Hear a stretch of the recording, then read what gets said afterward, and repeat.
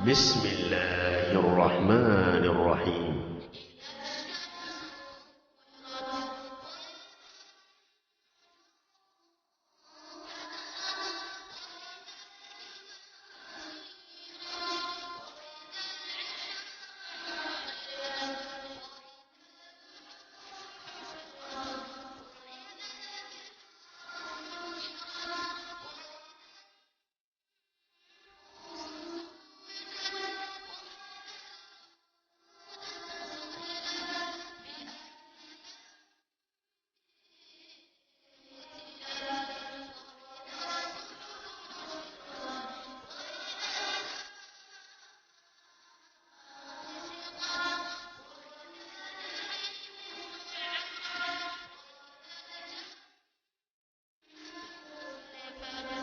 ربنا آتنا في الدنيا حسنة وفي الآخرة حسنة وقنا عذاب النار توفنا مسلمين والحقنا بالصالحين آمين. ഒരു സമയത്തിന് പ്രധാനമുണ്ടാകുന്നത് ആ സമയത്ത് സംഭവിച്ചിട്ടുള്ള ഗൗരവമായ ഒരു വിഷയത്തെ അധികരിച്ചാണ്. ഒന്ന്, അതിലേക്ക് ജനങ്ങളെ ശ്രദ്ധിപ്പിക്കലായിരിക്കും മൊത്തത്തിൽ ആ മഹത്വത്തിൻ്റെ പിന്നിലുള്ള വികാരം. എന്താ ഞാൻ പറഞ്ഞത്? ഒരു സമയത്തിന് പ്രാധാന്യമുണ്ടാകുന്നത് ആ സമയത്ത് സംഭവിച്ചിട്ടുള്ള ഗൗരവമായ ഒരു കാര്യം, മഹത്വപ്പെട്ട ഒരു കാര്യത്തിന്, മാനവ നന്മയ്ക്ക് വേണ്ടി വന്നിട്ടുള്ള ഒരു കാര്യത്തിൽ മനുഷ്യ സമൂഹത്തെ ശ്രദ്ധിപ്പിക്കാൻ വേണ്ടിയാണ് ആ സമയത്തിന് പ്രാധാന്യം കണക്കാക്കുന്നത്. ആ സമയത്ത് ചില കർമ്മങ്ങൾ ചെയ്യാൻ പറയുന്നതിൻ്റെ പിന്നിലും മാനവ ഗുണത്തിന് വേണ്ടി വന്നിട്ടുള്ള ഈ കാര്യത്തെ തെര്യപ്പെടുത്തലായിരിക്കും ഗൗരവമായ ലക്ഷ്യം. ഉദാഹരണത്തിന് നോമ്പ്. എന്താണ് ഈ നോമ്പിൻ്റെ പ്രത്യേകത? നോമ്പിന്, റമളാനിന് ഒരു പ്രത്യേകതയും ഇല്ല. പിന്നെന്താ പ്രത്യേകത? അതൊരു ശ്രദ്ധിക്കൽ സമയമാണ്, ഒരു ശ്രദ്ധിപ്പിക്കൽ പീരിയഡാണ്. എന്തിലേക്ക് ശ്രദ്ധിപ്പിക്കുക? ഖുർആനിലേക്ക്. ലോകത്തിന് അള്ളാഹു നൽകിയ ഏറ്റവും വലിയ വെളിച്ചത്തിന്റെ ഗ്രന്ഥമാണ് ഖുർആൻ. അപ്പൊ അതിനൊരു പീരിയഡ് നിശ്ചയിച്ചാലേ പൊതുവെ ആളുകൾ ശ്രദ്ധിക്കുന്നവർ തന്നെ ഒന്ന് ഗൗരവമായി ശ്രദ്ധിക്കും. തീരെ അവരും ഒന്ന് ശ്രദ്ധിക്കും.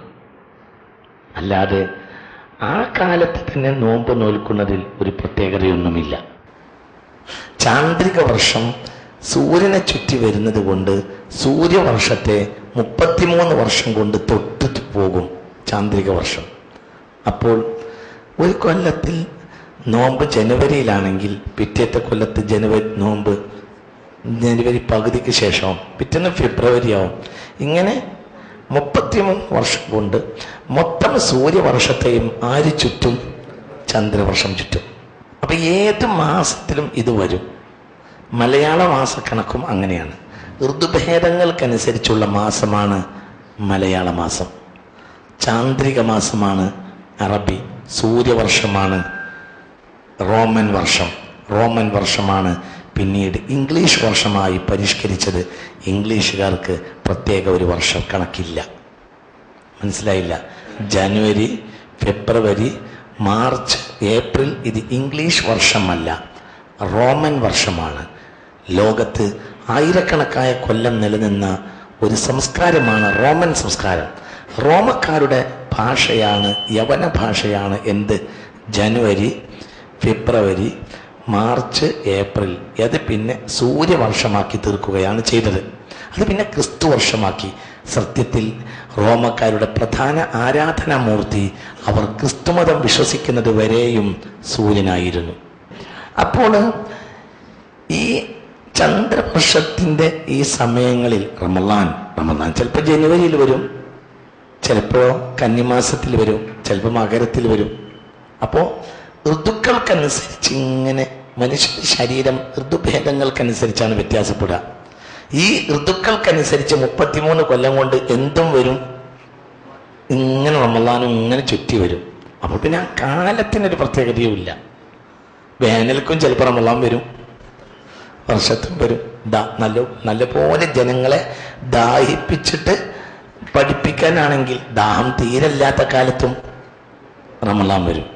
ജനങ്ങളെ ദാഹിപ്പിച്ച് കുഴക്കാനാണ് ഉദ്ദേശമെങ്കിൽ ദാഹം തീരല്ലാത്ത കാലത്ത് റമദാൻ നോമ്പ് തുറക്കുന്ന നേരത്തെങ്കിലും സുന്നത്തിന് കുറച്ച് വെള്ളം കുടിക്കുന്നതും വിഷമമാകുന്ന ഒരു സമയമുണ്ട് നമുക്ക്. ആ കാലത്തും എന്ത് വരും? റമദാൻ വരും. അപ്പൊ ദാഹിപ്പിച്ച് കുഴക്കലല്ല ലക്ഷ്യം, അതൊന്നുമല്ല ലക്ഷ്യം. ഭക്ഷണം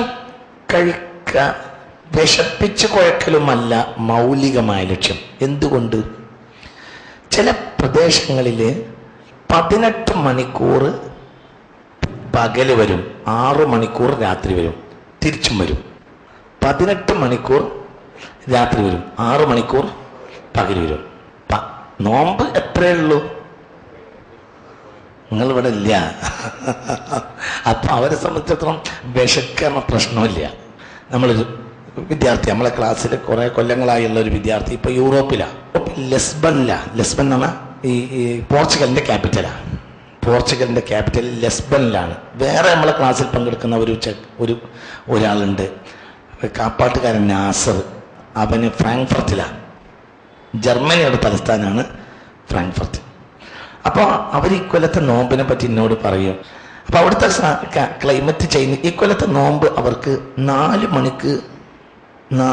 മണിക്ക് സുബഹ്, 9:30 മണിക്ക് രാത്രി മഗ്രിബ്, 9:30 മണിക്ക് മഗ്രിബ്, 4 മണിക്ക് സുബഹ്, 4 മണിക്കാ സുബഹ്, 9:30 മണിക്ക് മഗ്രിബ്, 10:45 ഇശ. തറാവിയെ കഴിഞ്ഞിങ്ങോട്ട് പുറത്തിറങ്ങുമ്പോൾ 1 മണിയാവും, 4 മണിക്ക് വീണ്ടും സുബഹിയാവും. ഉറങ്ങാൻ നേരമില്ല. തിരിച്ചു വരും. എങ്ങനെ തിരിച്ചു വരിക?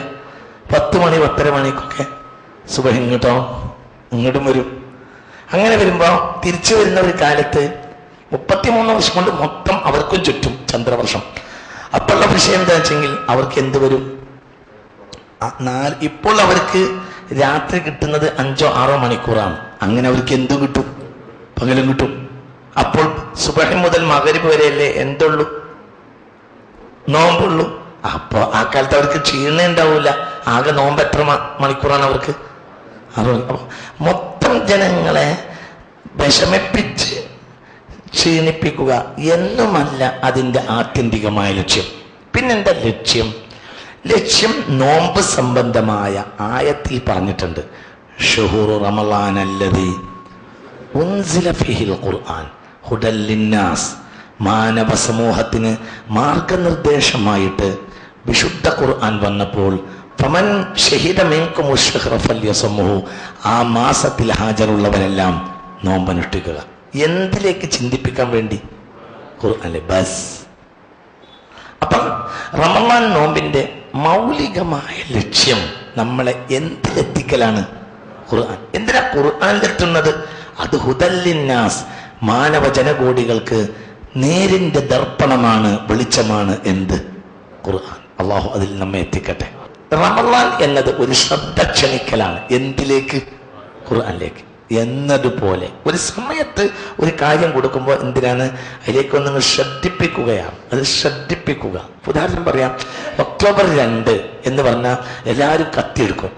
ഒക്ടോബർ 2 രാവിലെ ഞാൻ അത്തോളി വഴി പോകുമ്പോഴുണ്ട്, ഈ അത്തോളി പോകുമ്പോഴുണ്ട് SIയും പോലീസുകാരും കാട് വെട്ടുന്നു. അത്തോളി പോലീസ് സ്റ്റേഷന്റെ പരിസരത്ത് കുറച്ചാളുകൾ കിളക്കുന്നുണ്ട്, കാട് വെട്ടുന്നുണ്ട്, ചെത്തിക്കോരുന്നുണ്ട്, ഇതൊക്കെ ചെയ്യുന്നുണ്ട്, പുല്ല് ചെത്തുന്നുണ്ട്. കുറെ ആളുകൾ കാട് വെട്ടുന്നു, SIയും പോലീസുകാരും. ഒക്ടോബർ 2 എന്താ അവർക്ക് നേരത്തെ ചെയ്തൂടെ? ചെയ്യാനൊന്നുമില്ല, ചെയ്യൂല. അതിനൊരു പീരീഡ് നിശ്ചയിക്കുമ്പോൾ എല്ലാവരും അതങ്ങോട്ട് ചെയ്യും. പാമ്പുണ്ടാവുന്ന കാട് വെട്ടി തെളിച്ച് നന്നാക്കണമെങ്കിൽ ഒക്ടോബർ 2 എന്നുണ്ടോ? ഇല്ല. ഏത് നാട്ടുകാരും പരിസരം വൃത്തിയാക്കിയിടണം എന്നുള്ളത് എക്കാലത്തെ നിയമ. പക്ഷെ ആ നിയമം പലരും പാലിക്കൂല. അപ്പൊ അവർക്കൊരു പീരിയഡ് കൊടുത്തു. എന്തിന്?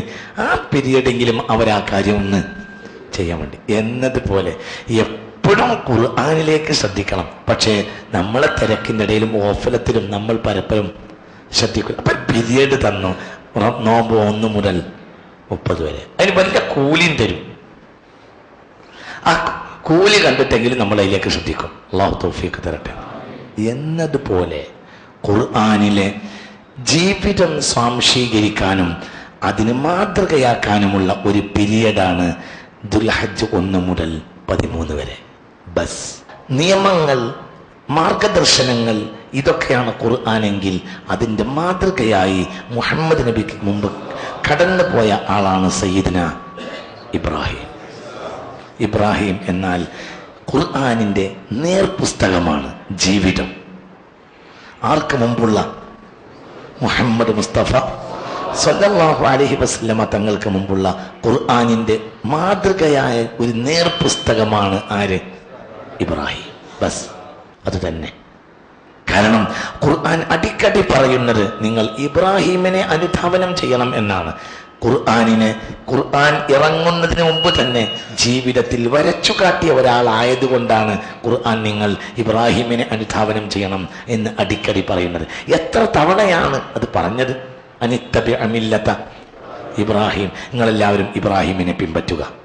ഇബ്രാഹിം ആകട്ടെ ഖുർആൻ വരുന്നതിൻ്റെ 2600 വർഷങ്ങൾക്ക് മുമ്പ് മരിച്ചുപോയ ആളാണ്. ഖുർആൻ വരുന്നതിൻ്റെയും 2600 വർഷങ്ങൾക്ക് മുമ്പ് മരണപ്പെട്ടു പോയ ആളാണ് ഇബ്രാഹിം. പക്ഷെ ഇറങ്ങാത്ത ഖുർആനിൻ്റെയും ജീവിതത്തിൻ്റെ മാതൃകയായ നേർപുസ്തകമാണ് ആര്? ഇബ്രാഹിം. അപ്പോൾ ഇബ്രാഹിം എന്നത് നമ്മുടെ ഒരു മാതൃകയാണ്. എന്തിൻ്റെ?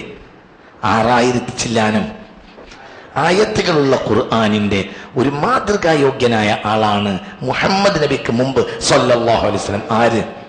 ഇബ്രാഹിം. ബസ്. കാരണം നബിയോട് പോലും പറയുന്നത് ഇബ്രാഹിമിനെ പിൻപറ്റുക എന്നാണ്.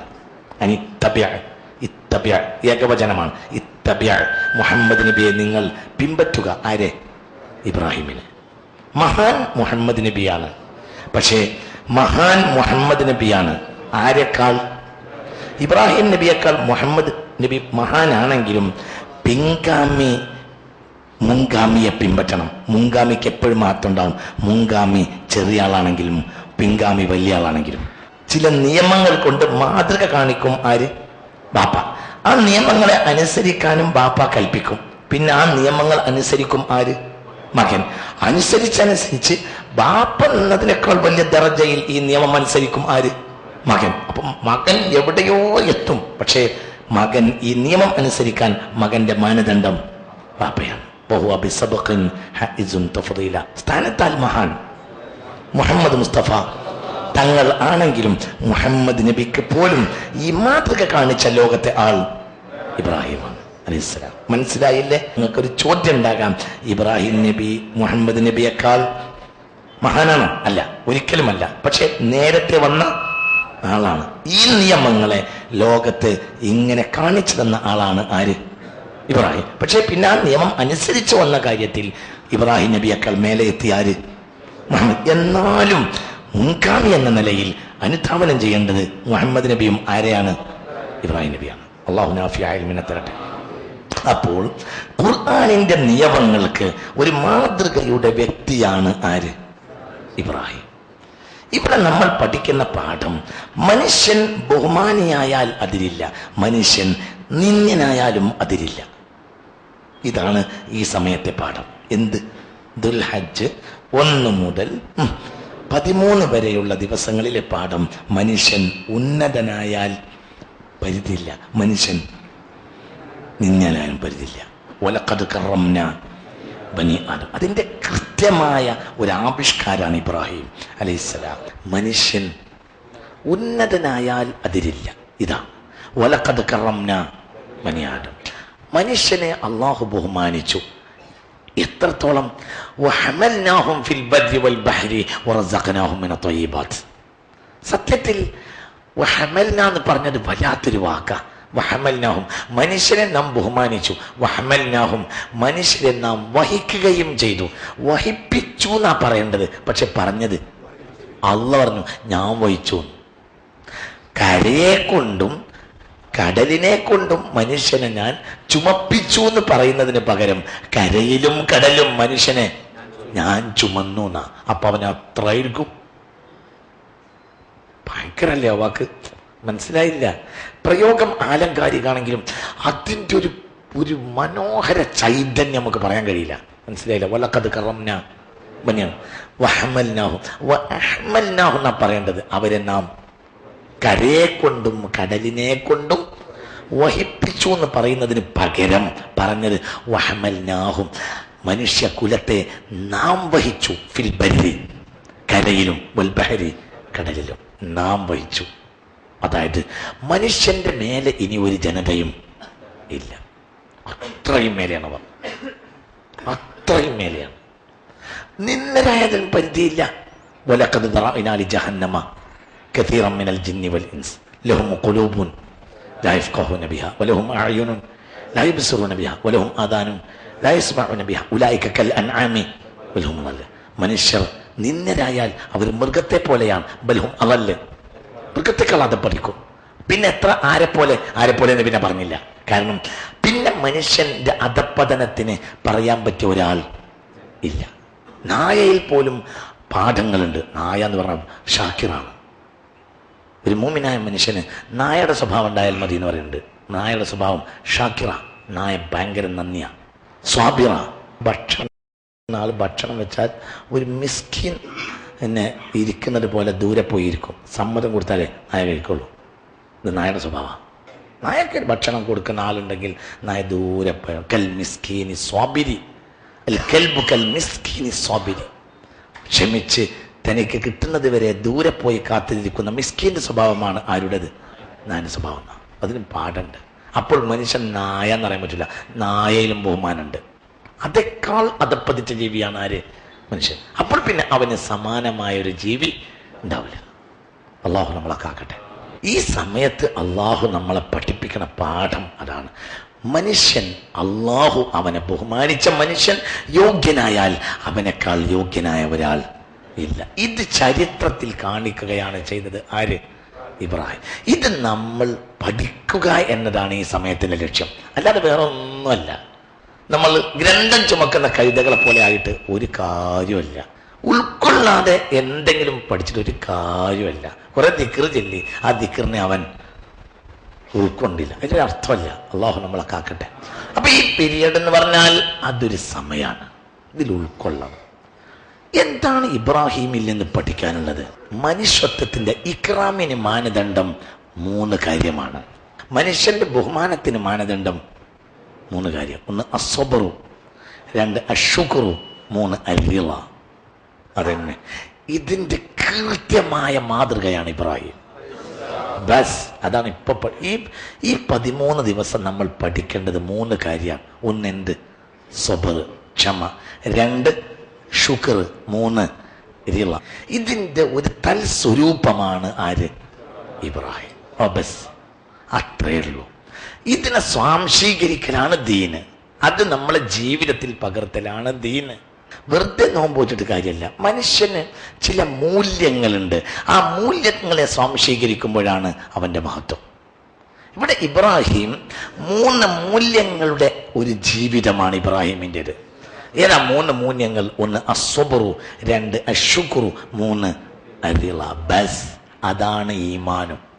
അതുണ്ടായ പിന്നെ ഈമാൻ ഉണ്ടാകും. നല്ല വാസന ഉണ്ടാകാൻ എന്താ ചെയ്യുക?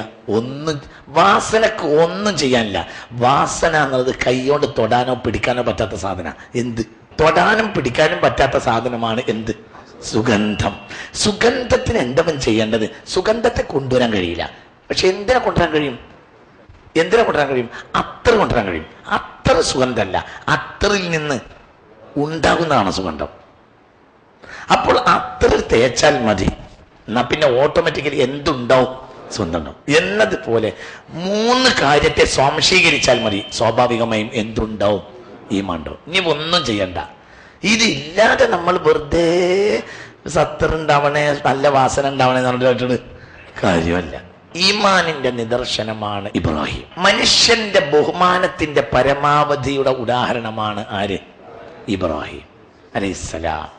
ഇബ്രാഹിമിന്റെ പേരാണ് ഹനീഫ്. ഹനീഫയല്ല, ഹനീഫ്. ഇബ്രാഹിമിന് മുമ്പ് അങ്ങനെ ഒരു പേരുമില്ല. ഇബ്രാഹിമിന്റെ പേരാണ് എന്ത്? ഹനീഫ്. ഹനീഫ് എന്നത് ഏകദേശം സ്ഥലങ്ങളിലെല്ലാം ഇസ്ലാം എന്നതിനേക്കാളും മുഖദ്ദമാണ്. മുസ്ലിം എന്ന വാക്കിനേക്കാൾ മുന്തിച്ചാണ് എന്തു പറയാ? ഹനീഫ് എന്ന് പറയാ. അത്രയും സ്ഥാനമാണ്. അപ്പം മുസ്ലിം രണ്ട് ജാതിയാണ്. ഹനീഫായ മുസ്ലിമുണ്ട്, ഹനീഫ് അല്ലാത്ത മുസ്ലിമുണ്ട്. ഹനീഫായ മുസ്ലിമാണ് ഏറ്റവും ഉപ്പർവാല, ഭയങ്കരമാണ് അയാൾ.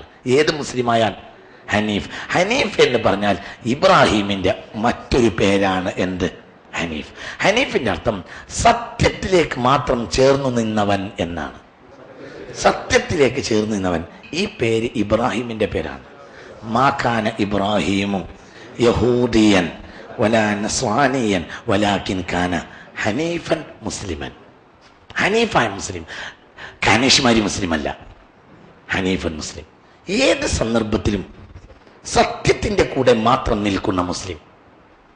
മറ്റൊരാളുണ്ട്, അയാൾ മുനാഫിക്കായ പ്രത്യക്ഷ മുസ്ലിമാണ്. അയാൾ എന്തല്ല? ഹനീഫ് മുസ്ലിം അല്ല. അത് തന്നെയാണ് നിസ്കാരത്തിൽ നമ്മൾ പറയുന്നത്, വജ്ജഹ്തു വജ്ഹിയ ലില്ലദി ഫത്തറ സമാവാതി വൽ അർളി വൽ അർള ഹനീഫൻ മുസ്ലിമൻ. ഞാൻ മറ്റൊരു ഇബ്രാഹിമാണ്. അതതിൻ്റെ അർത്ഥം. എൻ്റെ മാതൃക ഇബ്രാഹിമാണ്, ഞാൻ മറ്റൊരു ഇബ്രാഹിമാണ്. ഹനീഫാകാനാണ് നമ്മുടെ കൽപ്പന. നമ്മളോട് എല്ലാവരോടും അള്ളാഹു ഇബ്രാഹിമിനെ ഹനീഫായി തിരഞ്ഞെടുത്തു. പിന്നെ ലോകത്ത് അന്ത്യനാൾ വരെയുള്ള ആളുകളോടും ഹനീഫാകാൻ കൽപ്പിച്ചു. വമാ ഉമിറു ഇല്ലാ ലിയഅ്ബുദുല്ലാഹ മുഖ്ലിസീന ലഹുദ്ദീന ഹുനഫാ. ഹനീഫുകളായി ജീവിക്കാനാണോ അവനോട് കൽപ്പിക്കപ്പെട്ടിട്ടുള്ളത്? ഏതുവരെയുള്ള മനുഷ്യർ? അന്ത്യനാൾ വരെയുള്ള സകല മുസ്ലിമിനോടും കൽപ്പിച്ചിട്ടുള്ളത് എങ്ങനെയാണ്? ഹനീഫായി ജീവിക്കും. ഹനീഫ് എന്നത് ഇബ്രാഹിമിന്റെ ഓമന പേരാണ്. അങ്ങനെ പറയേണ്ടത്. ഹനീഫ എന്ന് പറഞ്ഞ വാക്ക് തെറ്റാണ്. ഹനീഫ എന്ന പേരിട പെണ്ണിന്, ആണിനെന്ത്? ഹനീഫ്. വജ്ജഹ്തു വജ്ഹിയ ലില്ലദി ഫത്തറ സമാവാതി വൽ അർള ഹനീഫൻ മുസ്ലിമൻ. ഹനീഫ് മുസ്ലിം എന്ന് പറഞ്ഞാൽ ഇതിനർത്ഥം എന്ത് പ്രതിസന്ധിയിലും സത്യത്തോട് ചേർന്ന് നിന്ന മുസ്ലിം, അവനാണ് യഥാർത്ഥ മുസ്ലിം. അള്ളാഹു ആ കൂട്ടത്തിൽ നമ്മെ പെടുത്തട്ടെ. ഇതിന് ലോകത്തുള്ള ഏറ്റവും വലിയ ഈ ഒരു പേര് ലോകത്ത് ഒരു വ്യക്തിക്കും അള്ളാഹു പ്രയോഗിച്ചിട്ടില്ല. ആർക്കൊഴികെ? ഇബ്രാഹിമിനൊഴികെ അലൈഹിസ്സലാം. അതിന് എല്ലാം ഉണ്ട് ഇബ്രാഹിമിൻ്റെ കയ്യിൽ. ഇബ്രാഹിം ഹനീഫായത് മുക്രമായതും 3 കാര്യങ്ങൾ കൊണ്ടാണ്. അസ്സബ്റു ക്ഷമ, അശ്ശുക്രു നന്ദി, അരിള ഉള്ളതുകൊണ്ട് തൃപ്തിപ്പെടൽ. ഇതാണ് മഹത്വത്തിൻ്റെ മാനദണ്ഡം. അതാണ് വിശ്വാസവും, അതാണ് ഈമാൻ. മനസ്സിലായില്ലേ? ഇത് പഠിക്കലാണ് പെരുന്നാള്, ഇത് പഠിക്കലാണ് ഹജ്ജ്. ഇത് പഠിച്ചവനാണ് മഖബൂലായ ഹജ്ജ് ചെയ്ത് തിരിച്ചു വന്നവൻ. ഹജ്ജിൽ ഞാൻ പറഞ്ഞില്ലേ, ഹജ്ജിൽ മഖബൂൽ എന്നൊരവസ്ഥ എന്താണ്? കബൂലായ ഹജ്ജ് എന്നൊരു സംഗതി എന്താണ്? നിസ്കാരത്തിൽ കബൂലായ നിസ്കാരം, കബൂലല്ലാത്ത നിസ്കാരം എന്നൊരു മാനദണ്ഡം വെക്കാം. കാരണം ചില അക്ഷരങ്ങൾ മൊഴിഞ്ഞ് ഓതി നിസ്കരിച്ചവർ മഖബൂലായ നിസ്കാരക്കാരാ, അല്ലാത്തവർ കബൂലില്ലാത്ത നിസ്കാരക്കാരാ. അതായത് ഫാത്തിഹ സൂറത്ത് കബൂലാകണം. ഫാത്തിഹ സൂറത്ത് ഭയങ്കര ഡേഞ്ചറസാ. അതിങ്ങോട്ട് വൃത്തിയായി ഓതണം, എന്നാലേ എന്താവുള്ളൂ? നിസ്കാരം സ്വീകരിക്കപ്പെടുള്ളൂ. ഒരുപാട് ചേഷ്ടകൾ, കർമ്മങ്ങൾ എന്തിലുണ്ട്? നിസ്കാരത്തിലുണ്ട്. അതെല്ലാം ഭയങ്കര ഡേഞ്ചറസാ. എന്നാൽ ഇങ്ങനത്തെ ഒരു കർമ്മമൊന്നും എന്തിലില്ല. എന്ത് ഹജ്ജിന് പണിയില്ല. അറഫയിൽ നിൽക്കുക. അറഫയിൽ നിൽക്കാറ എന്താ? നിൽക്കലൊന്നുമല്ല, ഇരിക്കലുമല്ല. മനസ്സിലായില്ല? പ്രസന്റാണ്. നിൽക്കണം. നിൽക്കുക എന്ന് പറഞ്ഞാൽ 2 കാലിൻ്റെ ഇടയിൽ 1 ചാണകലത്തിൽ നിൽക്കേണ്ടതാവുന്നു. അങ്ങനെയുണ്ടോ? നിൽക്കുമ്പോൾ ഇത്ര സമയം ഇരിക്കാൻ പാടില്ലാത്തതാവുന്നു. അങ്ങനെയുണ്ടോ? അറഫയിൽ നിൽക്കുക എന്ന് പറഞ്ഞാൽ അറഫയിൽ പ്രസന്റ് ആവുക. എത്ര? 1 സെക്കൻഡ്. അവൻ ഉറങ്ങി. ഷുഗർ കംപ്ലൈന്റ് ഉള്ളവന് ഷുഗറിന്റെ ഗുളിക എന്ന് വിചാരിച്ച് അറഫയിലേക്ക് കയറാൻ കെട്ടിയിട്ട് ഗുളിക കുടിച്ച് അതോടുകൂടെ മീനയിൽ കിടന്നുറങ്ങി. പിന്നെ കൂട്ടുകാർ അങ്ങോട്ടും ഇങ്ങോട്ടും മറിച്ചിട്ട് ഭയം എണീക്കണില്ല. അവസാനം ഇവർ 4 ആൾ കൂടിയിട്ട് കൈയും കയ്യിൽ പിടിച്ച് കൊണ്ടേ മീനേക്ക് ആടി നടക്കാൻ കൊണ്ടുപോകുമ്പോൾ ഇവനെ ഏറാൻ കിട്ടിയതാണല്ലോ കൊണ്ട് ഇവ അത്ര എണീക്കടാ അബ്ദുറഹ്മാനെ എണീക്കണില്ല. തിരിഞ്ഞും മറിഞ്ഞും കിടക്കുക. ഇവൻ്റെ കാലും കയ്യിലും കുടിച്ച് ഇങ്ങനെ കൊണ്ടുപോയി വൈകുന്നേരം മുസ്ദലിഫിലെത്തിയപ്പോൾ അവന് ബോധം വന്ന്. അപ്പോഴത്തിന് എന്ത് കഴിഞ്ഞ്? വല്ല കുഴപ്പമുണ്ടോ? ഒരു കുഴപ്പമില്ല. അറഫാന്റെ പകരം കണ്ടിട്ടല്ല. വലോക്കാരൻ നായിമൻ അറഫ മൊത്തം ഒരാൾ. വലോക്കാരൻ മോശനല്ലേ ബോധം കിട്ടിയിരുന്നാലും മതി. വലോക്കാരൻ റാഴിയല്ല വനം ആടിനെ തെളിച്ചു പോയാൽ മതി. ഒരുക്കാണ് ആമിലൻ, ഒരു പണിക്കാരനായി പോയാൽ മതി. എന്തൊരു മഴയോ കൈക്കോട്ടോ തൊള്ളിച്ചിട്ട് ഇറാൻ ചെയ്ത് ഇങ്ങനെ പോയാൽ മതി. എന്നാലും എന്തായി? അറഫയിൽ ഒരു പണിയില്ല. മുസ്ദലിഫയിലോ? മുസ്ദലിഫിന് ഒരു പണിയില്ല, കിടന്നുറങ്ങാൻ. രാപ്പാർക്കെന്നല്ലേ പറയന്നെ, മനസ്സിലായ? പുതിയാപ്പള പുതിയണ്ണിന്റെ പുരയിൽ വരുമ്പോ പറയുന്ന വാക്കാണ് എന്ത് എന്നാ, അതാണ് രാപ്പാർക്ക്. ആ പരിപാടിയാണ് എവിടെ, മനസ്സിലായില്ല? എന്ത് ഒരു പണിയില്ല, എന്ത് രാപ്പാർക്ക? ആർന്നുറങ്ങാൻ അല്ലാണ്ട് പണി. പിന്നെ മിനയിലാണ്. പിന്നെ മിനയിൽ വന്നത് ജംറത്തുൽ അഖബയെ എറിയാണ്. അപ്പൊ ചുരുക്കത്തിൽ അതൊന്നും എന്തല്ല, ഒരു പണി എന്നല്ല. അപ്പോൾ പിന്നെ ഹജ്ജിന്റെ പണി എന്താ? ഹജ്ജിന്റെ പണി ഇബ്രാഹിമിനെ മാതൃകയാക്കലാണ്. സയ്യിദന ഇബ്രാഹിം ബസ്, അത്രയേ ഉള്ളൂ. ഇബ്രാഹിമിന്റെ ഭാര്യയെ മാതൃകയാക്കുക. ഹാജർ സഫയുടെയും മർവയുടെയും ഇടയിൽ ഒരു തുള്ളി വെള്ളത്തിന് വേണ്ടി ഓടിയ പെണ്ണാണ് 4000 വർഷം മുമ്പ് ഹാജർ. ആ പെണ്ണിനെ മാതൃകയാക്കുക. മനസ്സിലായ പറഞ്ഞത്? കഅബാലയം അള്ളാഹുവിന് പ്രദക്ഷിണം ചെയ്താൽ ലോകത്തിന്റെ മുന്നിൽ സമർപ്പിച്ച ആളാണ് ആര്? ആ മനുഷ്യനെ മാതൃകയാക്കാം. തന്നെ ഇബ്രാഹിമിനെ ഒരാൾ മനസ്സിലാക്കിയിട്ട് ജീവിതത്തിൽ പകർത്താൻ തീരുമാനിച്ചാൽ അവന്റെ ഹജ്ജാണ് സ്വീകരിക്കുക. അത് തന്നെയാണ് ഹജ്ജ് മഖബൂല്. അത് തന്നെയാണ്. അത് ലക്ഷങ്ങൾ പോകുമ്പോൾ 1-2 ആളെ ഹജ്ജ് സ്വീകരിക്കുള്ളൂ. 6 ലക്ഷം ആള് പങ്കെടുത്തിട്ട് ഒരു മഹാൻ സ്വപ്നം കാണുക. എന്ത്? 6 ആളെ ഹജ്ജ് മാത്രമേ അള്ളാഹു തആല കൊല്ലം സ്വീകരിച്ചുള്ളൂ. അപ്പൊ പിന്നെ ബാക്കിയുള്ളവരൊന്നായി ഈ മഹാൻ. അപ്പൊ വീണ്ടും സ്വപ്നം കണ്ടു. എന്താ സ്വപ്നം കണ്ടത്? അവര് ഈ 6 ആളുകളുടെ കൂടെ നടന്നവരായതുകൊണ്ട് അവരെ അള്ളാഹു തആല ബിത്തമായി സ്വീകരിച്ചു, സഹവാസം കൊണ്ട് സ്വീകരിച്ചു. നല്ലവരോട് സഹവസിക്കുക എന്നതിന് ഞാൻ ഒരിക്കൽ തെളിവ് പറഞ്ഞിട്ടുണ്ട് ക്ലാസ്സിൽ. അത് ഓർമ്മല്ലേ? അത് എന്നതുപോലെ അത് 6 ആളൊക്കെ സത്യത്തിൽ ആരെ കണ്ടെത്തിയിട്ടുണ്ടാവുള്ളൂ? സയ്യിദ്ന ഇബ്രാഹിം. അതാണ് ഹജ്ജ്. അതന്നെ ഹജ്ജ്. അള്ളാഹു തൗഫീഖ് തരട്ടെ. അതാണ് ഹജ്ജ്. ഹജ്ജിന് പോയവര് ഹജ്ജിലൂടെ ഇബ്രാഹിമിനെ കണ്ടെത്തുക. ഹജ്ജിന് പോകാത്തവർ എന്ത് ചെയ്യുക? മറ്റു കർമ്മങ്ങളുണ്ട്. ആ കർമ്മവും ഇബ്രാഹിമിന്റെ ഓർമ്മയാണ്. ഇപ്പൊ ഈ സമയത്ത് ചെല്ലേണ്ട ദിക്റാണ് സുബ്ഹാനല്ലാഹി. ആ ദിക്റിന്റെ ആളാരാണ്? ഇബ്രാഹിമാണ്. അപ്പോഴും അവിടെ ഇബ്രാഹിം ഉണ്ട്. ഒരു മൃഗത്തെ കണ്ടാൽ അല്ലാഹു അക്ബർ എന്ന് പറയണം. അവിടെയും എന്തുണ്ട്? ഇബ്രാഹിം ഉണ്ട്. പെരുന്നാൾ നിസ്കരിക്കുമ്പോൾ തക്ബീറാണ് ഇറക്കിച്ചില്ല. ആദ്യത്തിൽ അങ്ങനെയാ പറയേണ്ടത്. ഹനീഫ എന്ന് പറഞ്ഞ വാക്ക് തെറ്റാണ്. ഹനീഫ എന്ന പേരിട പെണ്ണിന്.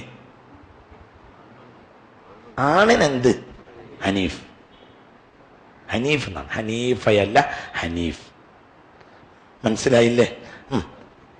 വജ്ജഹ്തു വജ്ഹിയ ലില്ലദീ ഫതറ അസ്സമാവാതി വൽ അർള ഹനീഫൻ മുസ്ലിമൻ. മനസ്സിലായില്ലേ പറഞ്ഞത്?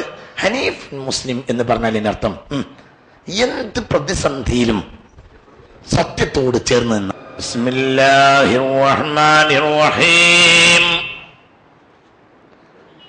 ഇന്ന ഇബ്രാഹീമ കാന ഉമ്മ ഖാനിതൻ ലില്ലാഹി ഹനീഫ വലം യകു മിനൽ മുശ്രികീൻ ശാകിറൻ ലിഅൻഉമിഹി ഇജ്തബാ വഹദാഹു ഇലാ സിറാത്തിൻ മുസ്തഖീം وآتيناه في الدنيا حسنة وإنه في الآخرة لمن الصالحين ثم أوحينا إليك أن اتبع ملة إبراهيم حنيفا ما كان من المشركين. കേട്ടോളൂ. അല്ലാഹു നാഫിയ ഇൽമിനെ തരട്ടെ. ഇന്ന ഇബ്രാഹിമ കാന ഉമ്മ. ഇബ്രാഹിം തനിയെ ഒരു സമൂഹമായിരുന്നു. ഒരു നിലക്കും ഒരു വ്യക്തിയെക്കുറിച്ച് ഒരു സമൂഹം എന്ന് പറയാൻ പാടില്ല. കാരണം 1000-ഓ 1,00,000-ഓ 1 കോടിയോ 10 കോടിയോ 100 കോടിയോ ജനങ്ങൾ ഒരുമിച്ച് കൂടുന്നതാണ് ഒരു സമൂഹം. എന്നാൽ ഇബ്രാഹിം എന്ന ഒള്ളി ഒരു മനുഷ്യൻ ഇവിടെ എന്തായി? സമൂഹമായി. ഭാഷാപരമായി അങ്ങനെ പറഞ്ഞുകൂടാ. പക്ഷേ ഭാഷയെപ്പോലും പരിഗണിക്കാതെ ആശയം സ്ഥാപിച്ചിരിക്കാം. എന്തുകൊണ്ട്? ഈ മനുഷ്യൻ അത്രയുണ്ട്. കോടാനക്കോടി മനുഷ്യർ ചെയ്യാണ്ട കാര്യം ഒറ്റയ്ക്ക് ചെയ്ത ആളാണ് ഇബ്രാഹിം. ബസ്, അതാണ് ഇബ്രാഹിമിന്റെ പാഠം. അത് തന്നെ അതാണ് ഇബ്രാഹിമിന്റെ പാഠം. അതിലേക്ക് ഞാൻ വരാം. ഇബ്രാഹിം നബിയിൽ നിന്ന് പഠിക്കാനുള്ളതാ. ഇബ്രാഹിം നബി ചെയ്യേണ്ട കാര്യത്തിന് വേറൊരാളെയും കാത്തുന്നില്ല ഒന്നും. ഇന്ന ഇബ്രാഹിമ കാന ഉമ്മ. ഇബ്രാഹിം തനിയെ ഒരു സമൂഹമാണ്. ഭയങ്കര ഇബ്രാഹിം ഒരു സമൂഹമാണ്. സമൂഹങ്ങളുടെ പിതാവുമാണ്. കാരണം ലോകത്ത് 2 ജനതകളിലാണ് പ്രവാചകന്മാർ വന്നത്. ആ 2 ജനതകൾക്കും ബാപ്പയാണ് ഇബ്രാഹിം. ഒന്ന് പരിഷ്കൃത അറബ് സമൂഹം, 2 ഇസ്രായേലി ജനത. ഈ 2ന്റെയും പിതാവാണ് ആര്? ഇബ്രാഹിം. ഞാൻ നേരത്തെ നിങ്ങളോട് പറഞ്ഞിട്ടുണ്ട്, ഇസ്രായേലി ജനതക്ക് പിതാവ് എന്നറിയാലോ. ഇസ്രായേൽ യാക്കൂബ് അല്ലേ, യാക്കൂബിന്റെ വാപ്പ ഇസ്ഹാഖ് അല്ലേ, ഇസ്ഹാഖിന്റെ വാപ്പ ഇബ്രാഹിമാണല്ലോ. അപ്പോൾ ഇസ്രായേൽ ജനതക്ക് വാപ്പ ഇബ്രാഹിമാണ്. ഇസ്രായേൽ എന്നത് ആരുടെ പേരാണ്? യാക്കൂബിന്റെ പേരല്ലേ. എന്ത്? ഇസ്രായേൽ. യാക്കൂബിന്റെ ബാപ്പ ഇസ്ഹാഖ്, ഇസ്ഹാഖിന്റെ ബാപ്പ ഇബ്രാഹിം അലൈഹിസ്സലാം. അപ്പൊ ഇസ്രായേലി ജനതക്ക് പിതാവാണ് ആര്? ഇബ്രാഹിം. പരിഷ്കൃത അറബ് സമൂഹത്തിന്റെ ഉപജ്ഞാതാവ് ഇസ്മായിലാണ്. ഇസ്മായിലിനും ബാപ്പ ഇബ്രാഹിം. അപ്പൊ ലോകത്ത് വന്നിട്ടുള്ള ഏറ്റവും പ്രധാനപ്പെട്ട 2 സമൂഹത്തിന്റെയും പിതാവാണ് ആര്? അതുകൊണ്ടാണ് ഇബ്രാഹിമിനെ ഖുർആൻ പിതാവ് എന്ന് സംബോധന ചെയ്തത്. വേറെ ഒരു നബിയെയും പിതാവ് എന്ന് പറഞ്ഞിട്ടില്ല. ആദം പിതാവാണ്, പക്ഷെ എല്ലാവർക്കും പിതാവാണ്. ഇബ്രാഹിം സംസ്കൃത സമൂഹത്തിന്റെ പിതാവാണ്. വജാഹിദു ഫില്ലാഹി ഹഖ ജിഹാദിഹി ഹുവജ്തബാകും വമാ ജഅല അലൈക്കും ഫിദ്ദീനി മിൻ ഹറജിൻ മില്ലത അബീകും ഇബ്രാഹിം. നിങ്ങളുടെ ബാപ്പയുടെ മാർഗം എന്നാണ്. ലോകത്തിന്റെ 2ാമത്തെ ബാപ്പയാണ് ഇബ്രാഹിം. അത് തന്നെ ലോകത്തിന് സത്യം പഠിപ്പിക്കാൻ ഇബ്രാഹിം ചെയ്തത്. നീതി. ഇബ്രാഹിമിനെ ഒരാൾക്ക് മാറ്റിവെക്കാൻ കഴിയൂല. എങ്ങനെയാണ്? ഹിന്ദുക്കൾക്ക് പോലും ലോകത്ത് ഒരു പ്രധാനപ്പെട്ട സമൂഹം മുഴുവൻ ആരംഗീകരിക്കും? ഉറപ്പല്ലേ? ബൈബിൾ എബ്രഹാം, യേശു മുതൽ എബ്രഹാം വരെയുള്ള പരമ്പരയുണ്ട് ബൈബിളിൽ. അതേ ഇബ്രാഹിം നബിയെ ജൂതന്മാർ അംഗീകരിക്കും. പിന്നെ ലോകത്ത് ഏത് സമൂഹമാണെങ്കിലും ഇബ്രാഹിമിനെ അംഗീകരിക്കും. ഹൈന്ദവ സമൂഹം, ഹൈന്ദവ സമൂഹത്തിലെ പ്രധാനപ്പെട്ട മൂർത്തി ബ്രഹ്മാവാണ്. ബ്രഹ്മാവ് എന്നത് ഇബ്രാഹിമാണ്. ഹൈന്ദവ സമൂഹത്തിലെ പ്രധാന വർഗം ബ്രാഹ്മണരാണ്. ഹൈന്ദവ സമൂഹത്തിലെ ഏറ്റവും വലിയ ബേസിക് പ്രിൻസിപ്പിൾ അഹം ബ്രഹ്മാസ്മിയാണ്. അതും ഇബ്രാഹിമാണ്. ഇതൊക്കെ ഇബ്രാഹിമിന്റെ വകഭേദാണ്. കാരണം ആര്യാവർത്തം ഒരു സൊസൈറ്റിയായി രൂപപ്പെടുന്നത് 4000 വർഷങ്ങൾക്ക് ശേഷമാണ്. അന്നേ ഗോത്രപിതാവാണ് അവർക്ക് ദൈവം. ലോകത്തെ സമൂഹത്തിലെ ഗോത്രങ്ങൾക്ക് അക്കാലത്ത് ഏഷ്യൻ ആഫ്രിക്കൻ രാജ്യങ്ങൾ പിതാവായി അംഗീകരിച്ച ആളാണ് ആര്? ഇബ്രാഹിം. ഇബ്രാഹിമിന്റെ ചരിത്രം 4000 കൊല്ലം മുമ്പാണ്. സൈന്ധവ നാഗരികതയിൽ ഹിന്ദുത്വം രൂപപ്പെടുന്നതും 4000 കൊല്ലാണ്. ഒക്കെ ഇബ്രാഹിമാണ്. ഇബ്രാഹിം ലോകത്തിന്റെ 2ാമത്തെ പിതാവാണ്. ലോകത്തിന് ഇബ്രാഹിമിനെ ഒഴിവാക്കാൻ കഴിയില്ല. സയ്യിദുനാ ഇബ്രാഹിം എവിടെ എടുത്തു നോക്കിയാൽ ഇബ്രാഹിമാണ്. എവിടെ എടുത്തു നോക്കിയാൽ ഇബ്രാഹിമാണ് എല്ലാത്തിനും. പിന്നെ എന്ത് വന്നിട്ടുണ്ടാവും? അവർക്ക് സ്വാഭാവികമായി ഇബ്രാഹിമിന്റെ അടിസ്ഥാന തത്വങ്ങളിൽ നിന്ന് അവർ മാറിയിട്ടുണ്ടാവും. പക്ഷെ എന്ത് വിട്ടിട്ടില്ല? ഇബ്രാഹിം എന്ന ബേസിക് കൺസെപ്റ്റ് ഒഴിവാക്കിയിട്ടില്ല. അത് ഇബ്രാഹിം തന്നെ. അതാണ് ബ്രാഹ്മണൻ, അതാണ് ബ്രഹ്മാവ്, അതാണ് ബ്രഹ്മി, അതാണ് അഹം ബ്രഹ്മാസ്മി. ഒക്കെ ഇബ്രാഹിമാണ് എല്ലാം. ഞാൻ എത്രയോ സന്യാസിമാരോട് ഇത് പറഞ്ഞിട്ട് മിണ്ടാതിരിക്കും, മിണ്ടൂല. എത്രയോ സന്യാസിമാരോട് കഴിഞ്ഞ ആഴ്ച ഞാൻ പറഞ്ഞിട്ടുണ്ട്. സ്വാമി വിവേകാനന്ദന്റെ 150ാം ജന്മവാർഷികം പ്രമാണിച്ച് ഒരു പരിപാടി ഉണ്ടായിരുന്നു. അത് ഞാൻ ഹിന്ദുക്കളുടെ സന്യാസിമാർ മുഴുവനുണ്ട്. ഞാൻ അവരെ മുന്നിൽ പറഞ്ഞതാ, നിങ്ങളും ഞങ്ങളും തമ്മിൽ അടിസ്ഥാനം പരിശോധിച്ചാൽ മതി, ഒരാളിലേക്ക് മടങ്ങാം. ഇബ്രാഹിം നവീനത് പ്രശ്നമില്ല. 4000 കൊല്ലത്തിനപ്പുറം എല്ലാം വന്നത് ഇബ്രാഹിമിൽ നിന്നാണ്. ഓക്കെ, ഒരിക്കലും അഭിപ്രായക്കെടുമില്ല. ഇബ്രാഹിമിനെ പറഞ്ഞ ഇന്ന ഇബ്രാഹിം കാന ഉമ്മ, ഇബ്രാഹിം തനിയെ ഒരു സമൂഹമാണ്. നമുക്ക് ഇബ്രാഹിമിന് സ്വീകരിക്കേണ്ട ഗുണങ്ങൾ, ഇബ്രാഹിമിൽ നിന്ന് നമുക്ക് ചെയ്യേണ്ട കാര്യം. നമ്മൾ ഒന്നാമത്തെ പടി ഞാൻ പറഞ്ഞുതരാം. ഇവിടെ തന്നെ നമ്മൾ പൊട്ടും. ഉദാഹരണം, ഈ ഇരിക്കുന്നതിൽ നല്ലൊരു ശതമാനം പള്ളി പ്രസിഡന്റ്, സെക്രട്ടറി, ഖജാൻജി, കമ്മിറ്റി, സംഘടനാ വർക്കർ ഇല്ല, എങ്ങനെയല്ലേ ഉള്ളത്? നമ്മളെ നാട്ടിൽ പല പരിപാടിയും നടക്കാതിരിക്കാനുള്ള പ്രധാനപ്പെട്ട കാരണം എന്താണെന്നറിയോ? ഇപ്പം നമ്മളൊരു പരിപാടി നടത്താൻ തീരുമാനിച്ച്, ഒരു വിഷയത്തിന് പുറത്തിറങ്ങണം തീരുമാനിച്ച്, നാളെ രാവിലെ 7 മണിക്ക് 8 മണിക്ക് പള്ളിയിൽ കൂടാൻ തീരുമാനിച്ച്, എന്നിട്ട് 4 ആളെ കാണാം എന്ന് തീരുമാനിച്ച്, 4 ആൾ പോകാൻ തീരുമാനിച്ച്, ഒരുത്തൻ പള്ളിയിൽ വന്ന് ഒരു അരമണിക്കൂർ ഇരുന്ന് മറ്റവരെ കാണുന്നില്ല, മൊബൈലിൽ പോകും. കുറച്ച് കഴിഞ്ഞിട്ട് മറ്റവൻ വന്ന്, പക്ഷെ എവിടെ? ഞാനവിടെ കാത്തിരുന്ന്, ഞാൻ വന്നില്ലേ മടങ്ങി, മോനും പോയി, മനസ്സിലായില്ല. ഇതന്നെ ഈ പരിപാടി ആരെടുത്തിട്ടില്ല. അതിന് വലിയ കാരണം ഇബ്രാഹിം നബിയുടെ കാലത്ത് കമ്മിറ്റി ഇല്ല എന്നുള്ളതാണ്. അൽഹംദുലില്ലാഹ്, അല്ലാഹു ഇബ്രാഹിം നബിക്ക് കൊണ്ടുള്ള അത് നല്ലൊരു കാലാണ്. ഒരു നോട്ടമല്ല, എടുക്കേണ്ട പണി അത് എടുക്കും. നമ്മളെ നാട്ടിലെ പണിയെടുക്കുക പലതും നടക്കാത്ത എന്താ? ഇതല്ലേ നിങ്ങൾ പറയും. എന്നാൽ ഇന്ന ഇബ്രാഹിം ഇബ്രാഹിം തനിയെ ഒരു സമൂഹമാണ്. അവിടെ മറ്റുള്ളവരുണ്ടോ ഇല്ലെന്നോ ഇബ്രാഹിമിന് നോട്ടല്ല. അത് ചെയ്യും. അത് ചെയ്തില്ലേ? ഇബ്രാഹിം എവിടെയാ? ഇബ്രാഹിം സത്യത്തിൽ ഇറാഖിയ. തെക്കൻ ഇറാഖിലെ ഉർ എന്ന ഗ്രാമത്തിലാണ് ഇബ്രാഹിം ജനിക്കുന്നത്. പിന്നെ മധ്യ ഇറാഖിൽ വരുന്നു, പിന്നെ വടക്കൻ ഇറാഖിൽ വരുന്നു, പിന്നെ അവിടെ നിന്ന് ജോർദാനിൽ വരുന്നു, പിന്നെ അവിടെ നിന്ന് ആഫ്രിക്കൻ രാജ്യങ്ങളിൽ അന്ന് മനുഷ്യവാസമുള്ളിടത്ത് മൊത്തം ഇബ്രാഹിം പോകുന്നു. പിന്നെ നേരെ ഈജിപ്തിൽ വരുന്നു. പിന്നെ നേരെ ഇബ്രാഹിം നേരെ പടിഞ്ഞാറോട്ട് സഞ്ചരിച്ച് മെഡിറ്ററേനിയൻ സമുദ്രം തീരത്ത് വരെ എത്തും. അവിടെയാണ് ഫലസ്തീൻ. പിന്നെ നേരെ ഇബ്രാഹിം ഇങ്ങോട്ട് വരും. ഇതാണ് ഹിജാസ്. പിന്നെ തിരിച്ച് ഇങ്ങോട്ട് ഇങ്ങോട്ട് ഇങ്ങോട്ട് ഇങ്ങോട്ട് തന്നെ. ഒറ്റക്ക. ഭാര്യക്ക് നടക്കാൻ കഴിയില്ല. അപ്പൊ ഭാര്യയെ ചുമന്ന് നടക്കും. സാറയെ ചുമന്ന് നടക്കും.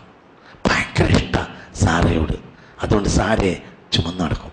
ഇപ്പോഴും ഇബ്രാഹിമിന്റെ തൊട്ട് അടുത്ത് സാറ ബീവിയാണ്. ഇബ്രാഹിം നബിയും സാറയും തമ്മിൽ 21 വയസ്സിന്റെ വ്യത്യാസമാണ്. ഇബ്രാഹിമിന് 120 വയസ്സും സാറാക്ക് 99 വയസ്സുണ്ടാകുമ്പോഴാണ് ആദ്യത്തെ കുഞ്ഞുമോൻ അവർക്ക് ജനിച്ചത്, ഇസ്ഹാക്ക്. ഇബ്രാഹിമിന് നേരത്തെ കുഞ്ഞുണ്ട്. അന്ന് ഇബ്രാഹിമിന് 107 വയസ്സും സാറാക്ക് 86 വയസ്സുമാണ്. എന്ത്? അന്ന് സാറാക്ക് കുഞ്ഞുണ്ടായിട്ടില്ല. മനസ്സിലായി? അന്ന് കുഞ്ഞുണ്ടായത് ഹാജറിനാണ്. ഹാജറിന് കുഞ്ഞുണ്ടാകുമ്പോൾ ഹാജറിന് 20 വയസ്സാണ്. ഇബ്രാഹിമിന് 107 വയസ്സാണ്. മനസ്സിലായില്ല? ആദ്യത്തെ കുഞ്ഞ് ഇസ്മായിലാണ്. ഇസ്മായിൽ ജനിക്കുമ്പോൾ ഇബ്രാഹിം നബിക്ക് 107 വയസ്സ്. ഇതിൽ ഏഷ്യൻ ആഫ്രിക്കൻ രാജ്യങ്ങളിൽ അക്കാലത്ത് മനുഷ്യവാസമുള്ള സ്ഥലം മുഴുവൻ ഈ മനുഷ്യൻ പോകുന്നുണ്ട്. വാഹനമൊന്നുമില്ല, കാൽനടയാ.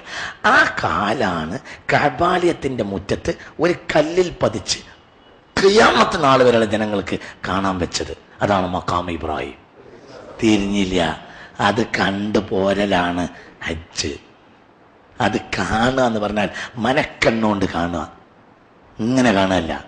ഈ കല്ലിനെ എന്തിനു വെച്ചതാ? ഈ കല്ല് തൊടുന്നത് സുന്നത്തില്ല, മുത്തുന്നത് സുന്നത്തില്ല. ഓൺലി എന്ത്? കാണുക. എന്തിന് കാണണം? പാഠം ഉൾക്കൊള്ളണം.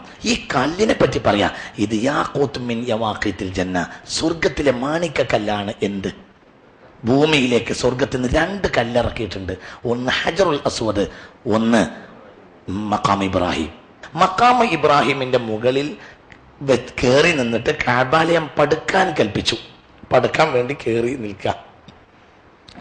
ആദ്യമായി അവിടെ കയറുന്നതോടുകൂടെ എന്ത് ചെയ്ത്? കല്ലലിഞ്ഞു. മിൻ ഇക്റാമി ഇബ്രാഹിം, ഇബ്രാഹിമിനെ ബഹുമാനിച്ചിട്ട് സ്വർഗത്തിലെ കല്ല് അലിഞ്ഞു. സ്വർഗത്തിൽ ഒരു വസ്തു അലിയൂല, ഒരു വസ്തു കേടാവൂല. പക്ഷെ ഈ കല്ല് അലിഞ്ഞു. എന്തുകൊണ്ട്? ഇബ്രാഹിം ബഹുമാനം. അടങ്ങ് എന്ന് പറഞ്ഞു കല്ലിനോട്. ഇല്ലെങ്കിൽ ജലപ്രവാഹം ഒഴുകും പോലെ ആ കല്ല് അലിഞ്ഞു തീരുമായിരുന്നു. അടങ്ങ് എന്ന് പറഞ്ഞില്ലായിരുന്നെങ്കിൽ. അടങ്ങെന്ന് പറഞ്ഞു സയ്യിദുനാ ഇബ്രാഹിം. അപ്പോഴാണ് അടങ്ങിയത്. അലിഞ്ഞോയി. ആ കല്ലിലേക്ക് കാലെടുത്ത് വെച്ചപ്പോൾ കല്ലലിഞ്ഞോയി. അതാണ് ഖിയാമത്ത് നാൾ വരെ കഅബാലയത്തിന്റെ മുറ്റത്ത് ഒരു മനുഷ്യനെ ബഹുമാനിച്ച കല്ലിനെ വെച്ചിരിക്കുകയാണ്. ആ കല്ലിന്റെ പുറത്ത് ഈ മനുഷ്യന്റെ കാൽപാദത്തിന്റെ അടയാളം. ഈ കല്ലോ അക്കാലത്ത് മനുഷ്യവാസമുള്ള ഏഷ്യൻ ആഫ്രിക്കൻ രാജ്യങ്ങൾ മുഴുവനും അനവധി തവണ അള്ളാഹുവിന് വേണ്ടി ചുറ്റിയ കാലാണ്. സത്യവും നീതിയും ധർമ്മവും പറഞ്ഞ കാലാണ്. ജീവിതത്തിൽ ഒരിക്കലും ഒരാളെ കൊല്ലാത്ത യോദ്ധാവാണ് ഇബ്രാഹിം. ഇബ്രാഹിമിന്റെ ജിഹാദാണ് യഥാർത്ഥ ജിഹാദ് എന്ന് സൂറത്തുൽ ഹജ്ജിലുണ്ട്. വജാഹിദു ഫില്ലാഹി ഹഖ്ഖ ജിഹാദി. നിങ്ങൾ യഥാർത്ഥ ജിഹാദ് ചെയ്യണം. വമാ ജഅല അലൈക്കും ഫിദ്ദീനി മിൻ ഹറജിൻ. യഥാർത്ഥ ജിഹാദ് ചെയ്യാൻ ഒരു പ്രയാസവുമില്ല. അത് മില്ലത്ത് അബീക്കും ഇബ്രാഹിം. ഇബ്രാഹിമിന്റെ ചര്യ തിരഞ്ഞെടുക്കലാണ്. ഇബ്രാഹിം ലോകം മുഴുവനും ജിഹാദ് ചെയ്തു. എന്നിട്ട് ഒരാളെ മേൽ ആയുധം തന്നെയല്ല ഇബ്രാഹിമിന്. കോടാലി കൊണ്ട് വെട്ടി എന്നുള്ളത് എന്തിനാ? വിഗ്രഹത്തെയാ. മനസ്സിലായില്ലേ? അത് മൊത്തം വിഗ്രഹത്തെ കിട്ടിയില്ല, അത് ജനങ്ങളെ ശ്രദ്ധിപ്പിക്കാൻ വേണ്ടി ചെയ്തതാ. കുറെ വിഗ്രഹത്തിനെ തട്ടി ഉടച്ചിട്ട് വലിയവന്റെ കഴുത്തില് കോടലിയുടെ തൂക്കി വെച്ച്. അപ്പൊ ഇവര് വന്നപ്പോ എന്തേന്ന് ചോദിച്ചു. അപ്പോൾ പറഞ്ഞു മറ്റൊന്ന് സെൽക്കബീറോ കൂട്ടത്തിൽ വലിയോട് ചോദിക്ക് ആരത് ചെയ്തത്. അപ്പോൾ അവർ പറഞ്ഞു ഞങ്ങൾ എങ്ങനെ അവനോട് ചോദിക്കും, അവനും ഉണ്ടാൻ കഴിയില്ലല്ലോ. അവനും ഉണ്ടാൻ കഴിയാത്ത പഠിച്ചവൻ എന്തിനാ ആരാധിക്കുന്നത്? അത് ചെയ്താണ്. മനുഷ്യന്റെ നേർക്ക് വാളെടുക്കാത്ത ആളാണ് ഇബ്രാഹിം. ലോകത്തെ ഏറ്റവും വലിയ ജിഹാദും ആരുടേതാണ്? ഇബ്രാഹിമിൻ്റെതാണ്. ഖുർആനിലുണ്ട്. ഇബ്രാഹിം എന്ന് പറഞ്ഞാൽ സത്യത്തിന് വേണ്ടി സമർപ്പിച്ച് അങ്ങോട്ട് നടക്കുക. എത്ര കിലോമീറ്റർ നടന്നു എന്ന് കൈ കണക്കില്ല. അതുകൊണ്ടാണ് ആ കല്ല് അവസാനം അപ്പോഴത്തേനും വയസ്സ് കുറച്ചായിട്ടുണ്ട്. ഇസ്മായിലിന് ഏകദേശം 25ഓളം വയസ്സുണ്ട്. ആർക്ക്? അപ്പോൾ ഇബ്രാഹിമിന് എത്ര ഉണ്ടാവും? 132ഓളം വയസ്സുണ്ടാവും അന്ന് ഇബ്രാഹിം നബിക്ക്. ആ സമയത്താണ് ഈ കാലിന്റെ പുറത്ത്. അപ്പോഴത്തേനും ലോകത്തെ ഇസ്ലാമിക വിപ്ലവം സ്ഥാപിച്ചിട്ടുണ്ട്. കല്ലുമഴക്ക് കാലെടുത്ത് വെച്ചപ്പോഴത്തേന് കല്ല് എരിഞ്ഞുപോയി. ആ കാലിനെ ബഹുമാനിച്ചിട്ട്. ഒരു ശരീരത്തിലെ ഏറ്റവും താഴെയുള്ള അവയവമാണല്ലോ എന്ത്? കാല്. കാലിനെ ആ കല്ല് എത്ര ബഹുമാനിച്ചിട്ടുണ്ടെങ്കിൽ ആ മനുഷ്യന്റെ ബഹുമാനം എത്ര ഉണ്ടാവും? ഒരു ശരീരത്തിൽ ഏറ്റവും താഴ്ന്ന അവയവമാണ് എന്ത്? കാല്. ഞങ്ങളിപ്പോ നിങ്ങളെ കൈകൊണ്ട് ഇങ്ങനെ തൊട്ടാ ഒന്നുമില്ല. കാലുകൊണ്ട് ചവിട്ടിയാലോ അടുത്ത ആഴ്ച ക്ലാസ്സിന് വരില്ല. എന്തൊക്കെ സമരം ചെയ്യാൻ കഴിയും അതൊക്കെ ചെയ്യും. അത് നടക്കൂല. സംഗതി ഉസ്താദ് തന്നെ. കാലുകൊണ്ട് ചവിട്ടാൻ പറ്റൂല. അത് പറയാ അങ്ങനല്ലേ പറയാ? ഒരു ശരീരത്തിലെ ഏറ്റവും മോശപ്പെട്ട അവയവമാണ് എന്ത്? കാല്. ആ കാലാണ്ട് വെച്ചപ്പോഴത്തേന് കല്ലലിഞ്ഞായിട്ട്. മനുഷ്യൻ ബഹുമാന്യനായാൽ ബഹുമാനത്തിന് അതിരില്ലാന്ന് പഠിക്കേണ്ട ദിവസങ്ങളാണ് ഇത്. ഇനി പറ, സ്വർഗത്തിലെ കല്ല് പോലും ഈ മനുഷ്യന്റെ കാല് വെച്ചപ്പോൾ എലിഞ്ഞു. അതാണ് ആ പാഠം. അപ്പൊ നീ ബഹുമാന്യനായാൽ നിന്നെ ബഹുമാനിക്കാത്ത ഒരു വസ്തുവും ഇല്ല. ഏതാണ് ഈ ദിവസത്തെ പാഠം? അതാണ് ആ പാഠം. എന്റെ ഉത്തരവാദിത്വം അള്ളാഹുവിലേക്ക് ക്ഷണിക്കുന്നതിനേക്കാൾ നല്ല ഒരു കർമ്മം ഇല്ല. അതിനങ്ങോട്ട് അധ്വാനിക്കാണ് ഇബ്രാഹിം അലൈഹിസ്സലാം. സയ്യിദുനാ ഇബ്രാഹിം അതു തന്നെ. അതാണ് ആ ജീവിതം. ശാകിറൻ ലിഅൻഉമിഹി ഇജ്തബാ വഹദഅഹു ഇലാ സിറാത്തിൻ മുസ്തഖീം. ഇബ്രാഹിമിനെ പറ്റി പറഞ്ഞപ്പോൾ ഒറ്റ വാക്ക് പറഞ്ഞിട്ട് ഒറ്റ വാക്ക് കൊണ്ട് അവിടെ വിഷയം നിർത്തിക്കഴിഞ്ഞു. ഒറ്റ വാക്ക്. അത് തന്നെ എമ്പാടുണ്ട്. ഷാക്കിർ അലി അൻഉമിഹി, തനിക്ക് ലഭിച്ച എല്ലാ അനുഗ്രഹങ്ങൾക്കും നന്ദി ചെയ്ത ആളാണ് ഇബ്രാഹിം. തനിക്ക് ലഭിച്ച എല്ലാ അനുഗ്രഹങ്ങൾക്കും നന്ദി ചെയ്തു ഇബ്രാഹിം. അപ്പോൾ അള്ളാഹു എന്ത് ചെയ്തു? ഇജ്തബാഹു വഹദാഹു വആതൈനാഹു. മനസ്സിലായില്ലേ? ഇബ്രാഹിം ഒന്ന് ചെയ്തു. എന്ത്? ഷാക്കിർ ലി അൻഉമിഹി, തന്റെ എല്ലാ അനുഗ്രഹങ്ങൾക്കും നന്ദി ചെയ്തു ഇബ്രാഹിം. അപ്പോൾ അള്ളാഹു എന്ത് ചെയ്തു? ഇജ്തബാഹു 2, വഹദാഹു 3, വആതൈനാഹു ഫിദ്ദുനിയ ഹസന. ഇബ്രാഹിം ഒന്ന് ചെയ്തു. ഷാക്കിർ അൻഉമിഹി, തന്റെ നിഅമത്തുകൾക്കെല്ലാം നന്ദി ചെയ്തു. ശരി, ഇപ്പോൾ ഹനീഫ് മുസ്ലിം നീയാണ്. നിനക്ക് ചെയ്യാനുള്ളതും അതന്നെയാണ്. ഇതാണ് പെരുന്നാള്. ഏത്?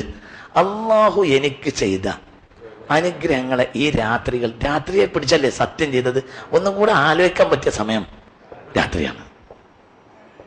അള്ളാഹു എനിക്ക് തന്ന നിഅമത്തുകൾ ഇങ്ങനെ ഓർക്കുക. 7 ആൾക്ക് അർശിന്റെ തണലുണ്ടാവും. 7ാമത്തെ ആൾ ഏകാന്തതയിൽ ഇരുന്ന് നിഅമത്തിനെ ഓർത്തിട്ട് കരഞ്ഞോനാണ്. ഇതൊക്കെ തമ്മിലൊന്ന് കൂട്ടിയിട്ട് കോർക്കി. 7 ആൾക്ക് അർശിന്റെ തണലുണ്ടാവും. ഒരാളെ ഏറ്റവും ലാസ്റ്റായ ഒരാളാരാ? Last one. അള്ളാഹു ചെയ്ത നിഅമത്തുകൾ ഇങ്ങനെ ഓർക്കുമ്പോഴത്തിന് ഫളത്ത് ഐന, കരഞ്ഞു. ഫളത്ത് ഐന എന്ന് പറഞ്ഞാൽ കരയുന്നല്ല, കണ്ണ് പൊട്ടി വീഴുവാന്ന. തിരിഞ്ഞിട്ടില്ല. ഫളത്ത് ഐന എന്ന് പറഞ്ഞ വാക്കിന്റെ അർത്ഥം കരയുന്നല്ല, കണ്ണ് പൊട്ടി വീഴാന്ന. അതിന്റെ അർത്ഥം എന്താ? അത്രത്തോളം കൂട്ടുകൂട്ടാ വെള്ളം വന്ന് വെള്ളം ഇട്ട് വന്നുപോയി. കണ്ണിന്റെ കൃഷ്ണമണി പോലും ചാടുമെന്ന് തോന്നും. ആ ജാതി കണ്ണുനീരാ വന്നത്. എന്തോർത്തിട്ട്?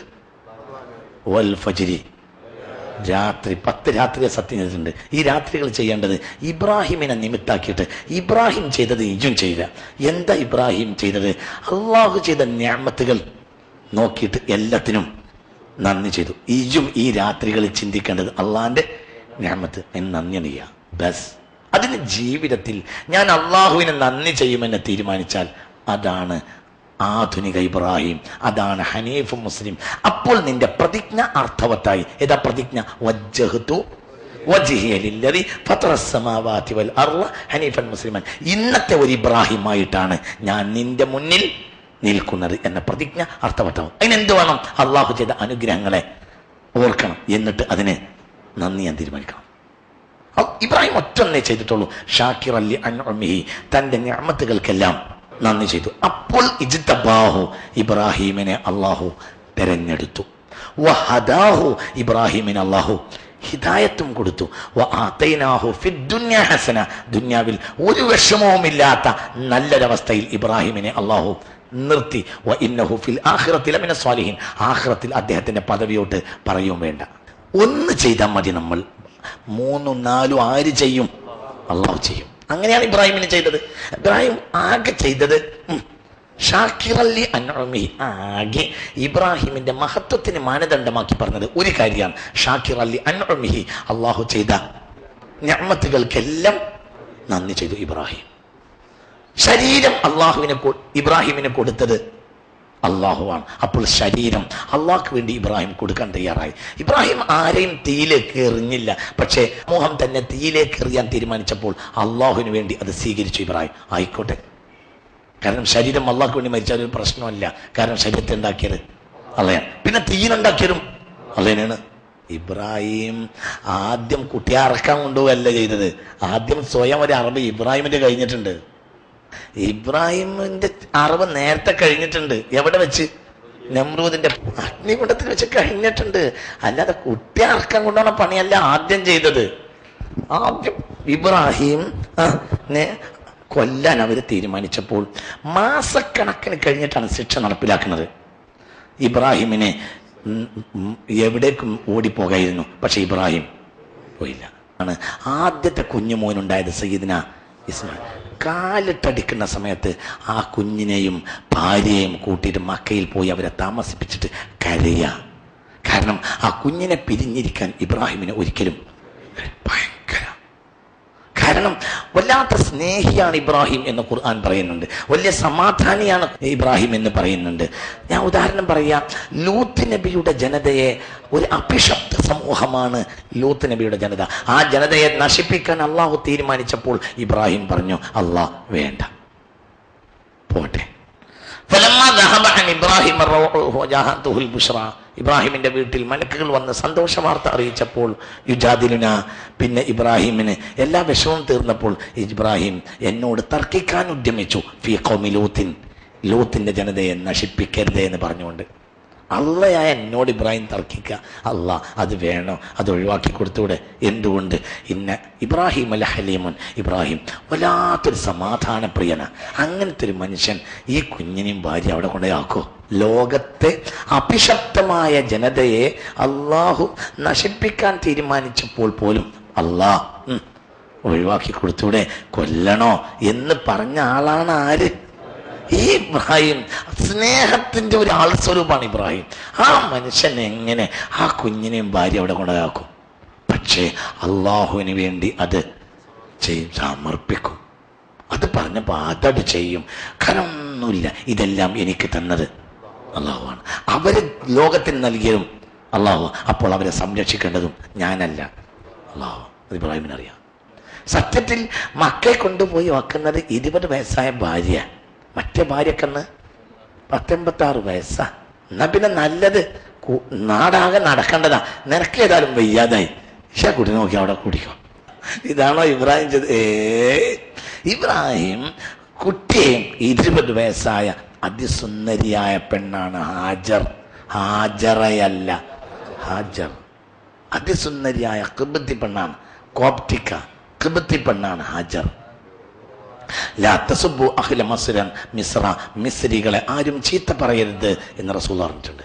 ഫഇന്ന ബൈനനാ നസബൻ, നമ്മളും അവരും തമ്മിൽ കുടുംബ ബന്ധമുണ്ടെന്ന കാര്യം മറക്കരുത് എന്ന് റസൂൽ പറഞ്ഞിട്ടുണ്ട്. വല്ലിപ്പ അവിടെ നിന്നാണ് കിട്ടിയത്. എൻ്റെ ഉമ്മ അവിടുത്തെ അരുത്തിയാണ്. മനസ്സിലായില്ല? വല്ലിപ്പാൻ്റെ ഭാര്യയാണല്ലോ ഹാജർ, എൻ്റെ ഉമ്മയാണല്ലോ ഹാജർ. അപ്പം നമ്മളും അവരും തമ്മിൽ കെട്ടുബന്ധവുമുണ്ട് കുടുംബ ബന്ധവുമുണ്ട് എന്ന് പുണ്യ റസൂൽ മുസ്തഫ സല്ലല്ലാഹു. അതിസുന്ദരിയായ പെണ്ണാണ് ഹാജർ, 10-20 വയസ്സ്, അതിസുന്ദരി. പക്ഷെ അട്ടന്ന് ഇബ്രാഹിമിന് കണക്കില്ല. ഇതൊക്കെ കൊടുത്തതാരാ? അള്ളാഹു. അത് അള്ളാഹ് തിരിച്ചു കൊടുക്കും. അതാണ് ഷാക്കിർ അലി അൻഅമി. ഇബ്രാഹിമിന്റെ ജീവിതം എന്ന് പറഞ്ഞാൽ എന്തിനുദാഹരണമാണ്. ഒരു ദിവസം കഴിക്കുന്നതിനേക്കാൾ കൂടുതൽ ആ ദിവസം ഭക്ഷണം ഉണ്ടാക്കാൻ പാടില്ല. എന്തൊഴികെ ഇബ്രാഹിമിന്റെ ചര്യയിലല്ലാതെ. ഇബ്രാഹിമിന്റെ ചര്യയിൽ പറ്റും. ഇബ്രാഹിം 4 ആൾ വീട്ടിൽ കയറി വന്നപ്പോൾ മൂരിക്കുട്ടനെ അറുത്തിട്ടുണ്ട്. അത് മിൻ ഇക്രാമിൽ ലൈഫി, അതിഥിയെ ബഹുമാനിക്കലാണ്. അതിഥിയെ ബഹുമാനിക്കാൻ വേണ്ടി യഥേഷ്ടം ഭക്ഷണം ഉണ്ടാക്കിയാലും കുറ്റം ഉണ്ടാവില്ല. കാരണം ഇബ്രാഹിം ചെയ്തതാണ്. സത്യത്തിൽ 1/2 കിലോ ഇറച്ചിന്റെ കേസാണ്. ഇബ്രാഹിമിന്റെ പുരയിൽ ആരാണെന്ന് അറിയാത്ത ഒരു 3-4 ആള് വന്ന് കയറി അസ്സലാമു അലൈക്കും എന്ന് പറഞ്ഞപ്പോഴത്തേന് ഫമാ ലബിസ, പിന്നെ താമസിച്ചില്ല, അഞ്ചാ ബിഅജ്രിൻ ഹനീദ്, മൂരിക്കുട്ടനെ അറുത്ത് ചുട്ടിട്ട് കൊണ്ടുവന്ന്. പിന്നെ ഭാര്യക്കും ഭർത്താവിനും പണി. ഭാര്യ വാതിൽ പിന്നിൽ നിന്ന്, ഭർത്താവ് കൂടെ ഇരിക്കി, അവരും ഇരുന്ന്. നല്ല മൂരിക്കുട്ടൻ, ചുട്ട മൂരി. അറബികൾക്ക് ചുട്ട മാംസം എന്നാ ഭയങ്കര ഇഷ്ടല്ലേ. ഇരുന്ന് ആ ഐതിഹ്യവും ലാ തസിലു ഇലൈഹി, ഇവർ കൈകൊണ്ട് ഇറച്ചി തൊടുന്നേ ഇല്ല. നക്കിറവും. അപ്പോൾ ഒരു വിഷമം തോന്നി. വൗജസ മിൻഹും ഖീഫ, ഒരു പേടിയും. ഇതെന്താ ഇങ്ങനെ കാലു. അപ്പോൾ ഇരിക്കുന്ന 4 ആളും പറഞ്ഞു, പേടിക്കണ്ട, ഇന്ന ഉർസിൽന ഇലാ ഖൗമി ലൂത്തിൻ, ഞങ്ങൾ ലൂത്തിനെ നശിപ്പിക്കാൻ വേണ്ടി അള്ളാഹു അയച്ച മലക്കുകളാണ്. മലക്കാണ് ഞങ്ങൾ തിന്നൂല. വാതിൽ പിന്നിൽ അതിഥികളും ഭർത്താവും തിന്നുന്നത് കാണാൻ, അതുവരെ തീയത്ത് ഇത് ചുട്ടെടുത്തതല്ലേ, അതൊന്ന് അതിഥി തിന്നുന്നത് കാണാൻ ഒരു സന്തോഷം ഉണ്ടാവുമല്ലോ. അതിനു വേണ്ടി വാതിൽ പിന്നിൽ നിൽക്കായിരുന്നു ആര്? സാറ. 4000 കൊല്ലം മുമ്പുള്ള ഒരു വീട്ടിലെ ഭക്ഷണം ഉണ്ടാക്കിയ കഥയാണ് ഖുർആൻ പറഞ്ഞത്. അപ്പോൾ അതിഥികൾ പറഞ്ഞു, ഞങ്ങൾ തിന്നൂല, ഞങ്ങള് മലക്കുകളാ. ഉഫല്ലാഹിക്കത്ത്. അങ്ങോട്ട് ചിരിച്ച് സാറ, പഠിച്ച തമ്പുരാന്, ആർക്കപ്പം ഞാൻ ഭക്ഷണം ഉണ്ടാക്കിയത്? മലക്കുകൾക്കോ. ഫസ്വക്കത്ത് വജ്ഹ, വേറൊരായത്ത് ഫസ്വക്കത്ത് വജ്ഹ, വായിനെ അടിച്ചു. മിസ്രി പലസ്തീനി പെണ്ണുങ്ങൾക്ക് ഒരു സ്വഭാവമുണ്ട്. എന്ത്? അത്ഭുതങ്ങൾ കണ്ടാൽ കവിളിനടിക്കും, കവിളത്ത് തല്ലും. യാ വൈലതാ, എന്തൊരു അത്ഭുതം, എന്തൊരു നാശം എന്ന് പറഞ്ഞിട്ട് വായിനും കവിളിനും തല്ലുന്ന സ്വഭാവമുണ്ട്. ആർക്ക്? മിസ്രി പെണ്ണുങ്ങൾക്കും പലസ്തീനി പെണ്ണുങ്ങൾക്കും.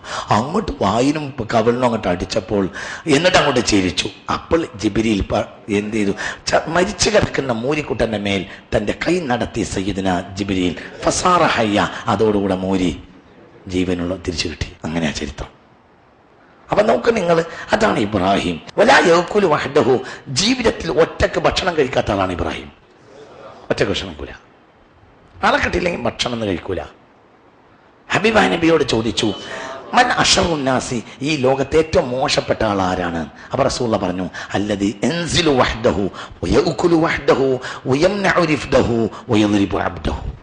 4 കാര്യമുള്ളവനാണ് ഏറ്റവും മോശപ്പെട്ടവൻ. അല്ലദീ യൻസിലു വഹ്ദഹു, അവൻ ഒറ്റയ്ക്ക് ഇറങ്ങി നടക്കും, ഒരാളെ കൂട്ടൂല. വയഅ്കുലു വഹ്ദഹു, ഒറ്റയ്ക്ക് തിന്നും. വയംനഉ റിഫ്ദഹു, അവനിൽ നിന്ന് കിട്ടുമെന്ന് ആഗ്രഹമുള്ളവർക്ക് പോലും, കുടുംബത്തിന് പോലും ഒന്നും ചെയ്തു കൊടുക്കൂല. വയദ്രിബു അബ്ദഹു, അവൻ ഒതുങ്ങി കൊടുത്താൽ അവൻ ദ്രോഹിക്കും. അവനോട് എപ്പോഴും ഇങ്ങനെ കത്തിയും കാട്ടി നിൽക്കണം, അനങ്ങ കരുതിക്കും, അല്ലെങ്കിൽ എന്തും ചെയ്യും. 4 ദുർഗുണമുള്ളവനാണ് ഏറ്റവും മോശപ്പെട്ടവൻ. പറ. 1, ഒറ്റയ്ക്ക് നടക്കുക. 2, ഒറ്റയ്ക്ക് തിന്നുക. പിന്നെ തന്റെ കുടുംബത്തിൽ പോറ്റവർക്ക് പോലും ഒരു ഉപകാരവും ചെയ്തു കൊടുക്കാതിരിക്കുക. പിന്നെ അവന് ഒതുങ്ങിയാൽ അവൻ ദ്രോഹിക്കും, അവന് ഒതുങ്ങിക്കൊടുത്താൽ ദ്രോഹിക്കും. ഈ 4 ദുർഗുണമുള്ളവനാണ് അഷ്ററുന്നാസി, ഈ ലോകത്തെ ഏറ്റവും മോശപ്പെട്ടവനെന്ന് പുണ്യ റസൂൽ മുസ്തഫ സ്വല്ലല്ലാഹു അലൈഹി വസല്ലം. ഇബ്രാഹിം നേരെതിരാ. ഇബ്രാഹിം ഒരിക്കൽ ഒറ്റ ഭക്ഷണം കഴിക്കൂല. റുബ്ബമാ യംശി 5 ഔ 4 ഔ 5 അംയാൽ, 5 മൈൽ ദൂരമൊക്കെ നടക്കും. ലി വാഹിദ് യൗകുലു മഅഹു, ഒരാളെ ഭക്ഷണം കഴിക്കാൻ. ഒരു അതിഥിയെ കിട്ടിയിട്ടില്ലെങ്കിൽ ഭക്ഷണം കഴിക്കൂല ഇബ്രാഹിം. അതാണ് ഇബ്രാഹിം. അക്കാലത്ത് ഫലസ്തീനിലൊക്കെ ഒരാളെ കാണുക എന്ന് പറഞ്ഞാൽ വലിയ പ്രയാസ. പക്ഷെ ഒരാളെ കിട്ടാൻ വേണ്ടി അങ്ങനെ നടക്കും. നടന്നു. വെയ്ത ഐസ 5 മൈൽ. 5 മൈൽ എന്നൊക്കെ പറഞ്ഞാൽ എത്ര വരും? 6-7 കിലോമീറ്ററോളം വരും. ഈ 6-7 കിലോമീറ്റർ നടക്കുക എന്തിന്? ഒരാളെ കിട്ടാൻ, ഒരു അതിഥിയെ കിട്ടാൻ.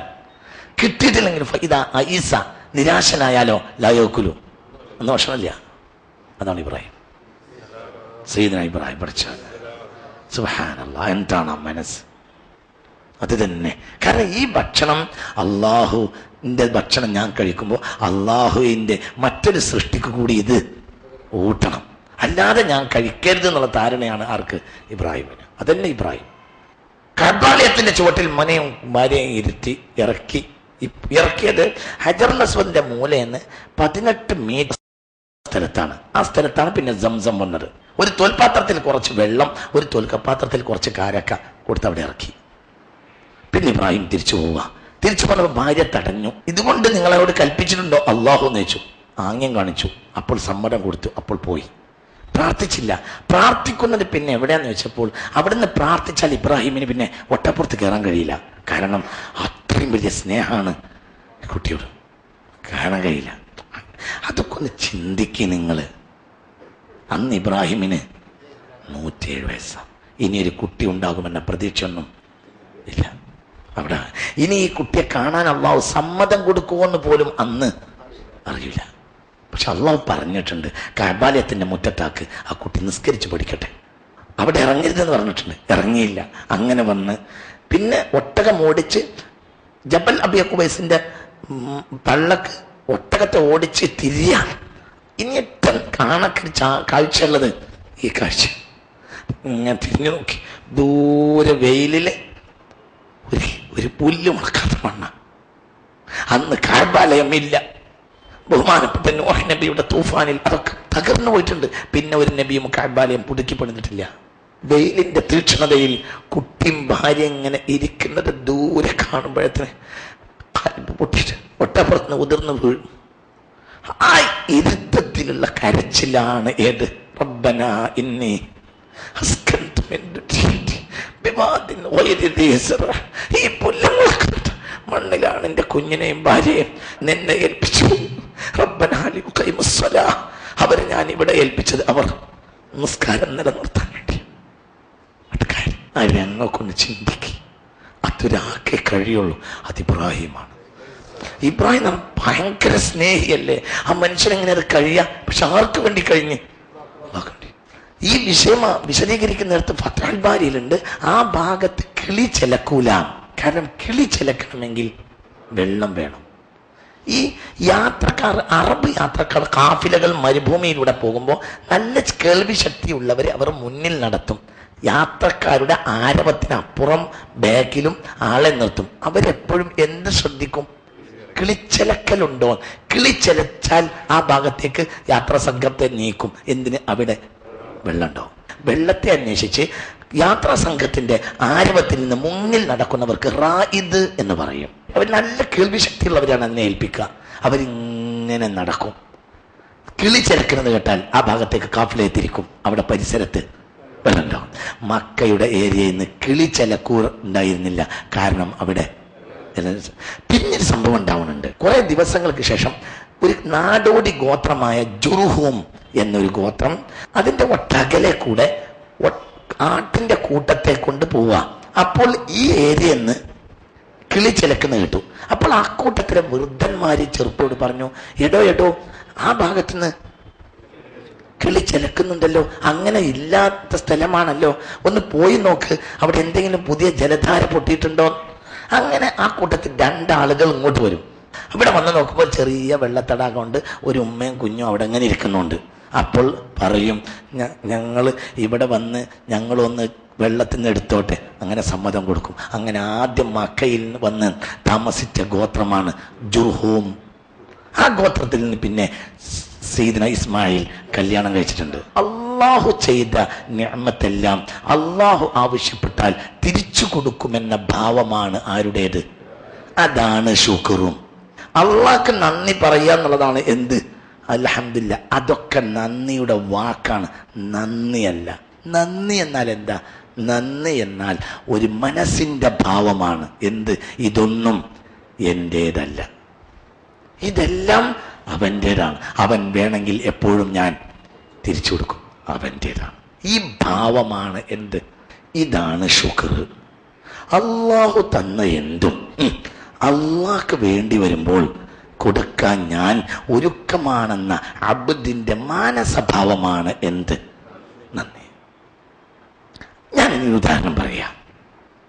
ഒരു പെണ്ണിന്റെ ഭർത്താവ് മരിച്ച്, അല്ലെങ്കിൽ നല്ല ഒരു കുഞ്ഞിനെ ഒരാൾ വളർത്തുകയാണ്, നല്ല മോള് നല്ല മോന്, അങ്ങനെ സന്തോഷത്തിൽ ബാപ്പയും മോളും ഇങ്ങനെ ഉമ്മയും മോളും ജീവിച്ചുകൊണ്ടിരിക്കുന്നതിനിടയിൽ ഈ കുട്ടിയെ അള്ളാഹു അങ്ങോട്ട് മരിപ്പിച്ച്, എങ്കിൽ ഇത് മതിയാകും ഈ ബാപ്പാക്ക് സ്വർഗത്തിന്, ഇത് മതിയാകും ഈ പെണ്ണിനും സ്വർഗത്തിന്.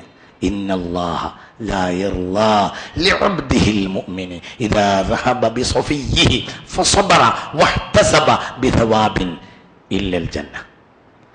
ഇത്രയേറെ കരളിന്റെ കഷ്ണമായ ഒരു കുഞ്ഞിനെ പെട്ടെന്ന് ആ കുട്ടിയെ പോറ്റിക്കൊണ്ടിരിക്കുന്നതിൽ അള്ളാഹു ആ കുട്ടിയെ മരിപ്പിച്ചു, അല്ലെങ്കിൽ ആ ഭർത്താവിനെ മരിപ്പിച്ചപ്പോൾ ഫസബറ, ഈ പിതാവ് അല്ലെങ്കിൽ ഈ പെണ്ണ് സബർ ചെയ്തു.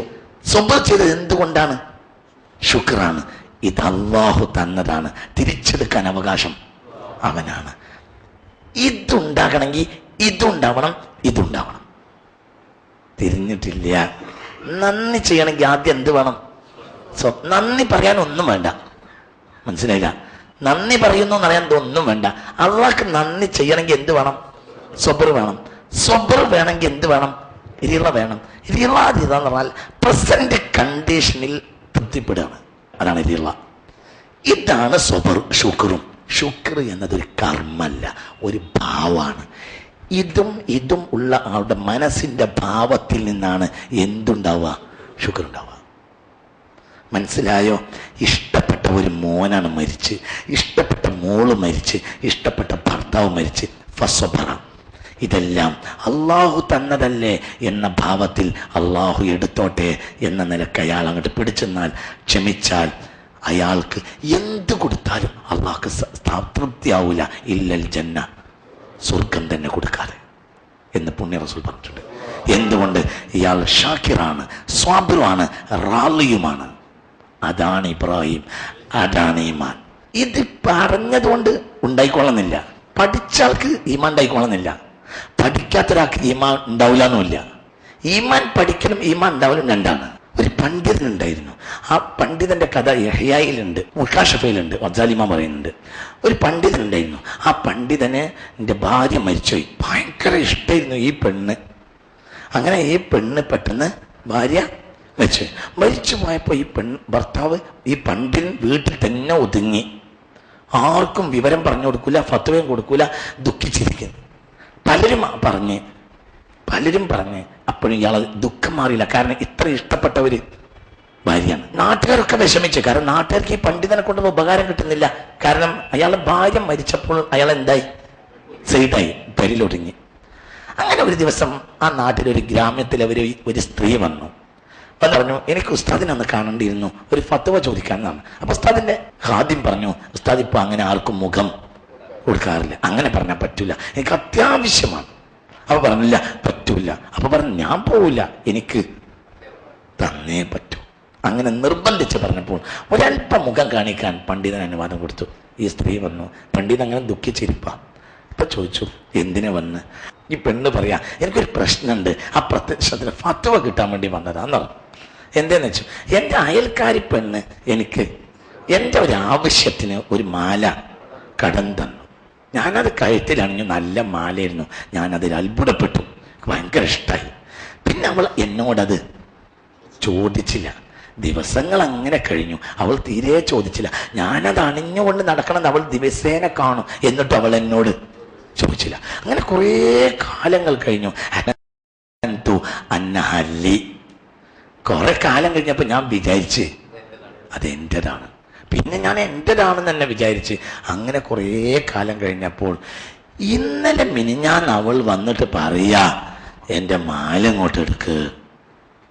അപ്പൊ എനിക്ക് വിഷമായി, മാല കൊടുക്കില്ല. അപ്പൊ പറഞ്ഞു, ഉസ്താദ് ഇനി നിങ്ങൾ പറയ്, നമ്മളെന്താന്ന് വിചാരിച്ച ഒരു മാല പിന്നെ ചോദിക്കാൻ പാടണ്ട. ഉസ്താദ് പറഞ്ഞേ, അതെന്ത് ഭ്രാന്തായി പറയുന്നത്? ഈ അത്രയും കാലം അവൾ നിനക്കത് അനുഭവിക്കാൻ തന്നത് തന്നെ അവളൊരു ഔദാര്യല്ലേ? അതിനെ ഈ നിന്റെതാന്ന് വിചാരിക്കണം തന്നെ അവൾ തന്നെ. അത് അവൾ ചോദിക്കുമ്പോ കൊടുക്കണ്ടല്ലേ? അത് ഉറപ്പാണോന്ന് വെച്ച്, ഉറപ്പാണെന്നാണ്.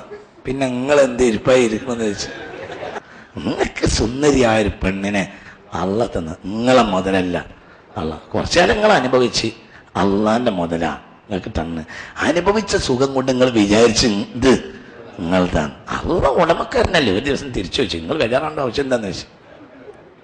മനസ്സിലായോ? കഴിഞ്ഞ് എന്നതുപോലെയാണ് ഇത് തന്നെ. ഇതാണ് യഥാർത്ഥ ശുക്ർ. എന്താണ്? ഒന്നും എന്റേതല്ല. ഈ ഭാവമാണ് ആരുടേത്? ഇബ്രാഹിമിൻ്റെത്. അതൊരാൾക്ക് ഉണ്ടാവണമെങ്കിൽ അയാൾക്ക് സുബറും വേണം. സുബർ എന്നാല് തനിക്ക് ചെയ്യാനുള്ളത് ചെയ്തിട്ട് ബാക്കി അള്ളാഹുവിന്റെ തീരുമാനത്തിന് വിടുക. റിള എന്ന് പറഞ്ഞാൽ ആ പ്രസന്റ് കണ്ടീഷനിൽ തൃപ്തിപ്പെടലാണ്. ഇതിൽ നിന്ന് ഉത്ഭൂതമാകുന്ന മാനസഭാവമാണ് എന്ത്? ശുക്ർ. അതുകൊണ്ട് നമ്മൾ ഈ ദിവസങ്ങൾ ഇബ്രാഹിമിനെ സംശീകരിക്കണം അലൈഹിസ്സലാം. അള്ളാഹു നമുക്ക് തൗഫീഖ് തരട്ടെ. ഈ രാത്രികളിലൊക്കെ ഇന്നും അസ്തമിക്കുന്നതോടുകൂടെ പ്രധാനപ്പെട്ട രാത്രി ആരംഭിക്കും. ലൈലത്തു തർവിയ, ലൈലത്തു അറഫ, ലൈലത്തു ഈദുൽ അദ്ഹ. ഇന്ന് മഗ്രിബോടുകൂടെ നല്ല പ്രധാനപ്പെട്ട രാത്രി തുടങ്ങുകയാണ്. മനസ്സിലായില്ലേ? അതുകൊണ്ട് രാത്രിയൊക്കെ തഹജ്ജുദ് നിസ്കരിക്കുക, അള്ളാഹുവോട് ദുആ ചെയ്യുക. ചൊവ്വാഴ്ച മഗ്രിബ് മുതൽ ബുധനാഴ്ച ഇമാമ മെഹ്റാബിൽ കയറുന്നത് വരെയുള്ള സമയത്ത് എവിടെ വെച്ചും എന്ത് ചെയ്യാം? തക്ബീർ ചൊല്ലുക. പൊരയിൽ വെച്ച് തക്ബീർ ചൊല്ലിയാൽ ആ പൊരയിൽ ബറക്കത്ത് വർദ്ധിക്കും. വെളുപ്പം കാലത്ത് 3 മണിക്ക് എണീറ്റ് തക്ബീർ ചൊല്ലുക. ആ സമയത്തിന് തന്നെ ഒരുപാട് പ്രത്യേകതയുണ്ട്. ആ സമയത്താണ് സുഹൂറിന്റെ സമയം. ആ സമയത്താണ് ആദ്യമായി ഖുർആൻ ഇറങ്ങിയത്. ആ സമയത്താണ് മുഹമ്മദ് നബി ജനിച്ചത്. ആ സമയത്താണ് വലയാലിൻ അശ്ർ അവസാനിക്കുന്നത്. ആ സമയത്താണ് വൽ ഫജ്രിയെ കാത്തിരിക്കുന്നത്. പെരുന്നാളിൽ കുറച്ച് കാലങ്ങളായി നമ്മുടെ ഇടയിൽ ഒരു ബിദ്അത്തുണ്ട്. ഒരു ബിദ്അത്ത് നമ്മളെ നാട്ടിൽ നടക്കുന്നുണ്ട്. അതായത് കണ്ടവർ തണ്ടവർ ഈദ് മുബാറക്ക് ഈദ് മുബാറക്ക് എന്ന് പറയുക. അതിന് ദീനിൽ ഒരു അടിസ്ഥാനവുമില്ല. ആകെ കിതാബുകൾ പരിശോധിച്ചാൽ പുണ്യ നബി അങ്ങനെ പറഞ്ഞതോ സഹാബികൾ ഒരിക്കലെങ്കിലോ പറഞ്ഞ ഒരു രേഖയും ഒരിക്കൽ പറഞ്ഞ രേഖ പോലും ഇല്ല. ബുഖാരി അദബിൽ ഒരു അധ്യായം കൊണ്ടുവന്നിട്ടുണ്ട്. ബാബു മാ യഖൂലു നാസു ഫിൽ ഈദി, പെരുന്നാളിൽ മുസ്ലിമീങ്ങൾ പരസ്പരം പറയേണ്ട വാക്ക്. അങ്ങനെ ഒരു അധ്യായം തന്നെ ഉണ്ട്, ബുഖാരി രേഖപ്പെടുത്തിയ ഒരു അധ്യായം. ബാബു മാ യഖൂലു നാസു ഫിൽ ഈദി, പെരുന്നാളിന് മുസ്ലിമീങ്ങൾ പരസ്പരം പറയേണ്ട വാക്ക്. അതിങ്ങനെയാണ്: സലാം പറയുക, എന്നിട്ട് പറയുക ബിസ്മില്ലാഹ് വൽഹംദുലില്ലാഹ് തഖബ്ബലല്ലാഹു മിന്നാ വമിൻകും ومن صالح أعمالنا ومن صالح أعمالكم اللهم صل على سيدنا محمد وعلى آل سيدنا محمد. ഒരാൾ പറയാ, അപ്പോൾ മറ്റുള്ളവൻ ആമീൻ ആമീൻ ആമീൻ പറയാ. അവസാനത്തെ സ്വലാത്ത് രണ്ടാളും കൂടെ ചൊല്ലുക. അസ്സലാമു അലൈക്കും വറഹ്മത്തുള്ളാഹി സലാം പറ. നിങ്ങൾ ചൊല്ലി.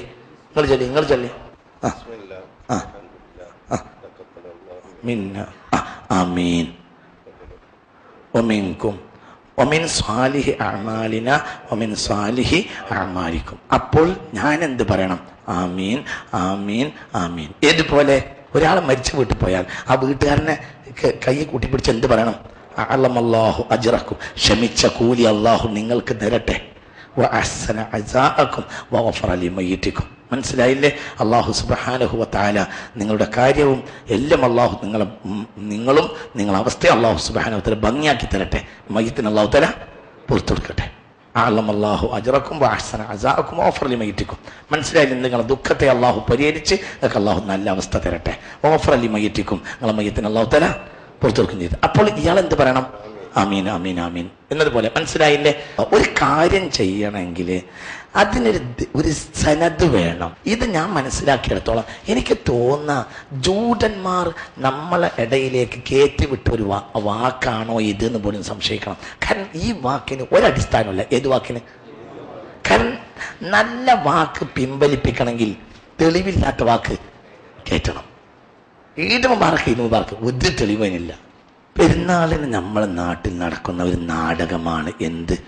പെരുന്നാൾ നിസ്കാരം കഴിഞ്ഞാൽ പിന്നെ ചുരുക്കത്തിൽ പെരുന്നാളിന് ഇങ്ങനത്തെ ഒരു സുന്നത്ത് ഇല്ല. അങ്ങനത്തെ സുന്നത്തില്ല. പെരുന്നാളിന് ആകെ സുന്നത്ത് മുസാഫഹത്താണ്. മുആനഖത്ത് അൽ ഖാദിമു മിനസ് സഫർ, യാത്ര കഴിഞ്ഞ് മടങ്ങി വരുന്നവരെ മാത്രം ചെയ്യലേ സുന്നത്തുള്ളൂ. മറ്റൊക്കെ മുസാഫായിട്ടാണ്. അല്ലെങ്കിൽ ദിവസം മനുഷ്യന്മാരെ പണി ഉണ്ടാവില്ലല്ലോ. അങ്ങാടി കണ്ടവരെയൊക്കെ പിടിച്ച് ആകെ മനുഷ്യന്റെ പണി എന്തേ ഉള്ളൂ. അസ്സലാമു അലൈക്കും, നമ്മളെ കണ്ടാൽ സലാം പറഞ്ഞു. സലാം പറഞ്ഞാൽ തന്നെ നസലത്ത് ബൈനഹുമാ മിഅത്തു റഹ്മ. അതിങ്ങനെ പിടിക്കാം, ഇങ്ങനെ തൊടാൻ പറ്റൂല, ഇങ്ങനല്ല, അതൊന്നും പോരാ. എന്ത് വേണം? ഈ കൈയിന്റെ പാത്തിയിലേക്ക് ശരിക്കും അങ്ങോട്ട് കീറുക, ഇങ്ങനെയും പിടിക്കാം. മനസ്സിലായില്ലേ? അതന്നെ ഇങ്ങനെ പിടിക്കാം. എന്നാൽ നസലത്ത് ബൈനഹുമാ മിഅത്തു റഹ്മ, ഒരാളെ മുസാഫഹത്ത് ചെയ്താൽ അവർക്ക് എത്ര കൂലി ഇറങ്ങും? 100. ആകെ യാത്ര കഴിഞ്ഞ് മടങ്ങി വരുന്നവനെയാണ് എന്ത് കഴുത്തിൽ കഴുത്തിട്ട് ചുംബിക്കേണ്ടത്, മറ്റൊരാളെയും ഇല്ല. പിന്നെ അവരെ ആശ്വസിപ്പിക്കുക, അതൊരു സുന്നത്ത് എന്ന നിലക്കല്ല. ഉദാഹരണം, ഒരാപത്ത് സംഭവിച്ചപ്പോൾ അവനെ നമ്മൾ ആ വീട്ടിലേക്ക് കയറി ചെന്നപ്പോൾ അവൻ നമ്മളെ നെഞ്ചിലേക്ക് വീണ്. അപ്പൊ നമ്മൾ ഇങ്ങനെ പറഞ്ഞു, സാരല്ലടാ, മനസ്സിലായില്ല, ഇത് മുആനഖത്തല്ല, ഇത് എന്താണ്? സമാശ്വാസം. ഒരു സുന്നത്തെന്ന ഒരു സ്നേഹത്തിന്റെ ആലിംഗനം. അൽ ഖാദിമു മിനസ് സഫരി, യാത്ര കഴിഞ്ഞ് മടങ്ങി വരുന്നവനെ ഇത് മതിയാവുകയുമില്ല. 2 കൊല്ലം കഴിഞ്ഞിട്ട് ഒരാൾ മടങ്ങി വന്നപ്പോൾ നിങ്ങളെ കൊടുത്തുള്ള ഇങ്ങനെ മാനുണ്ട്, എന്ത് ഒക്കെ നമ്മളെ റേഞ്ച് വിട്ടുപോയി എന്നതിന്റെ അർത്ഥം. 2 കൊല്ലം കഴിഞ്ഞ് മടങ്ങി വരുമ്പോഴെങ്കിലും ഒന്ന് മാനക്കത്ത് ചെയ്തിട്ട് എവിടെയെന്ന്, എന്തൊക്കെ റായത്തല്ലേ, എത്ര ലീവ് ഉണ്ടെന്ന് ചോദിക്കണം. മനസ്സിലായില്ലേ? അല്ലാത്തൊരാളെ എന്തില്ല, കഴുത്തിട്ട് ചുംബിക്കൽ സുന്നത്തിയില്ല. ഈ ചര്യ ലോകത്ത് ആദ്യമായി നടക്കിയത് ഇബ്രാഹിമാണ്. സെൻട്രൽ ഏഷ്യയിൽ അർമേനിയയുടെയും ആസർബൈജാന്റെയും ഇടയിൽ ഉരുക്കുരുക്കി കെട്ടുകെട്ടി യജൂജ് മഅജൂജിൽ നിന്ന് ഏഷ്യൻ ആഫ്രിക്കൻ രാജ്യങ്ങളെ രക്ഷപ്പെടുത്താനുള്ള വലിയ ഒരു പ്രതിരോധ ഭിത്തി ഉണ്ടാക്കി ആര്? സയ്യിദുന ദുൽഖർനൈൻ. അതിന്റെ വർക്ക് കഴിഞ്ഞ് ദുൽഖർനൈൻ മക്കയിലേക്ക് മടങ്ങി വരികയാണ്. അപ്പോൾ മക്കായിലുണ്ട് ആര്? ഇബ്രാഹിം. അങ്ങനെ സെൻട്രൽ ഏഷ്യയിൽ നിന്ന് ഈ യജൂജ് മഅജൂജിന്റെ കെട്ടും കെട്ടി തിരിച്ചു വരുന്ന ദുൽഖർനൈനെ ഇബ്രാഹിം കഴുത്തിട്ട് ചുംബിച്ചു സ്വീകരിച്ചു. ഇതാണ് ലോക ചരിത്രത്തിലെ ആദ്യത്തെ ഈ ആശ്ലേഷണ ചുംബനം. ഇതാദ്യം നടത്തിയത് അതും ഇബ്രാഹിമാണ്. അത് അൽ ഖാദിമു മിനസ് സഫർ, യാത്രയെന്ന് മടങ്ങി വരുന്നവരെ മാത്രമാണ്. ഇപ്പോഴും അതേ സുന്നത്തുള്ളൂ. മറ്റുള്ളൊക്കെ എന്ത് മുസാഫാറ്റ്. ആ പെരുന്നാളിന് അത്രേ സുന്നത്തുള്ളൂ. മുസാഫാറ്റ് ഈ വാക്ക് പറയാൻ കൈ പിടിച്ചുകൊണ്ട് ബസ്, അത്രയേ ഉള്ളൂ. അതിന് പോകുന്നവരെയും ചെയ്യാം, ഇത്ര കടുത്ത സുന്നത്തില്ല. പിരിയുന്നവരെയും ചെയ്യാം, ഇത്ര കടുത്ത സുന്നത്തില്ല. ഏറ്റവും വലിയ സുന്നത്ത് തിരിച്ചു വരുന്നവരാണ്. മനസ്സിലായില്ലേ? അല്ലാഹു നാഫിഅ ഇൽമിനെ തരട്ടെ. ഇലാ ഹളറത്തിൽ മുസ്തഫ സ്വല്ലല്ലാഹു അലൈഹി വസല്ലം. അൽ ഫാത്തിഹ. ഒരാൾ ചോദ്യം, അസുഖമായപ്പോൾ ഉളഹിയത്ത് ഇറക്കാൻ നിയത്ത് ചെയ്തു, എന്നാൽ അത് മുതൽ നഖം മുറിക്കൽ ഒഴിവാക്കേണ്ടതുണ്ടോ? അത് മാത്രം വേണ്ട. എന്ത് മുതൽ മതി? ദുൽഹജ്ജ് 1 മുതൽ മതി, അത്രയേ ഉള്ളൂ. അത് ശക്തിയായ സുന്നത്താണ്. നഖം മാത്രമല്ല, മുടി, ശരീരത്തിൽ നീക്കം ചെയ്യേണ്ട മറ്റു കാര്യങ്ങളൊക്കെ ദുൽഹജ്ജ് 1 മുമ്പ് തന്നെ ശ്രദ്ധിക്കുന്നത് നല്ലതാണ്. അതല്ല അള്ളാന്റെ കോടതിയിൽ അവസാക്ഷിയായിക്കൊണ്ട് വരും. അള്ളാഹു തആല തൗഫീഖ് തരട്ടെ. ഉളഹിയത്തൊക്കെ പരമാവധി എല്ലാവരും ഭംഗിയായി അറക്കുക. മൃഗങ്ങളെ കാര്യമായി ശ്രദ്ധിക്കുക. പ്രാവശ്യം മൃഗങ്ങൾക്കൊക്കെ പല രോഗങ്ങളുള്ളതായി കേൾക്കുന്നു. അതുകൊണ്ട് ഏറ്റവും കൂടുതൽ നല്ലതിനെ തിരഞ്ഞെടുക്കുക. അത് വളരെ പ്രധാനമാണ്. രോഗമായ സാധനത്തെ അറക്കരുത്, വളരെ ശ്രദ്ധിക്കണം. അത് കുറ്റകരമായി തീരും.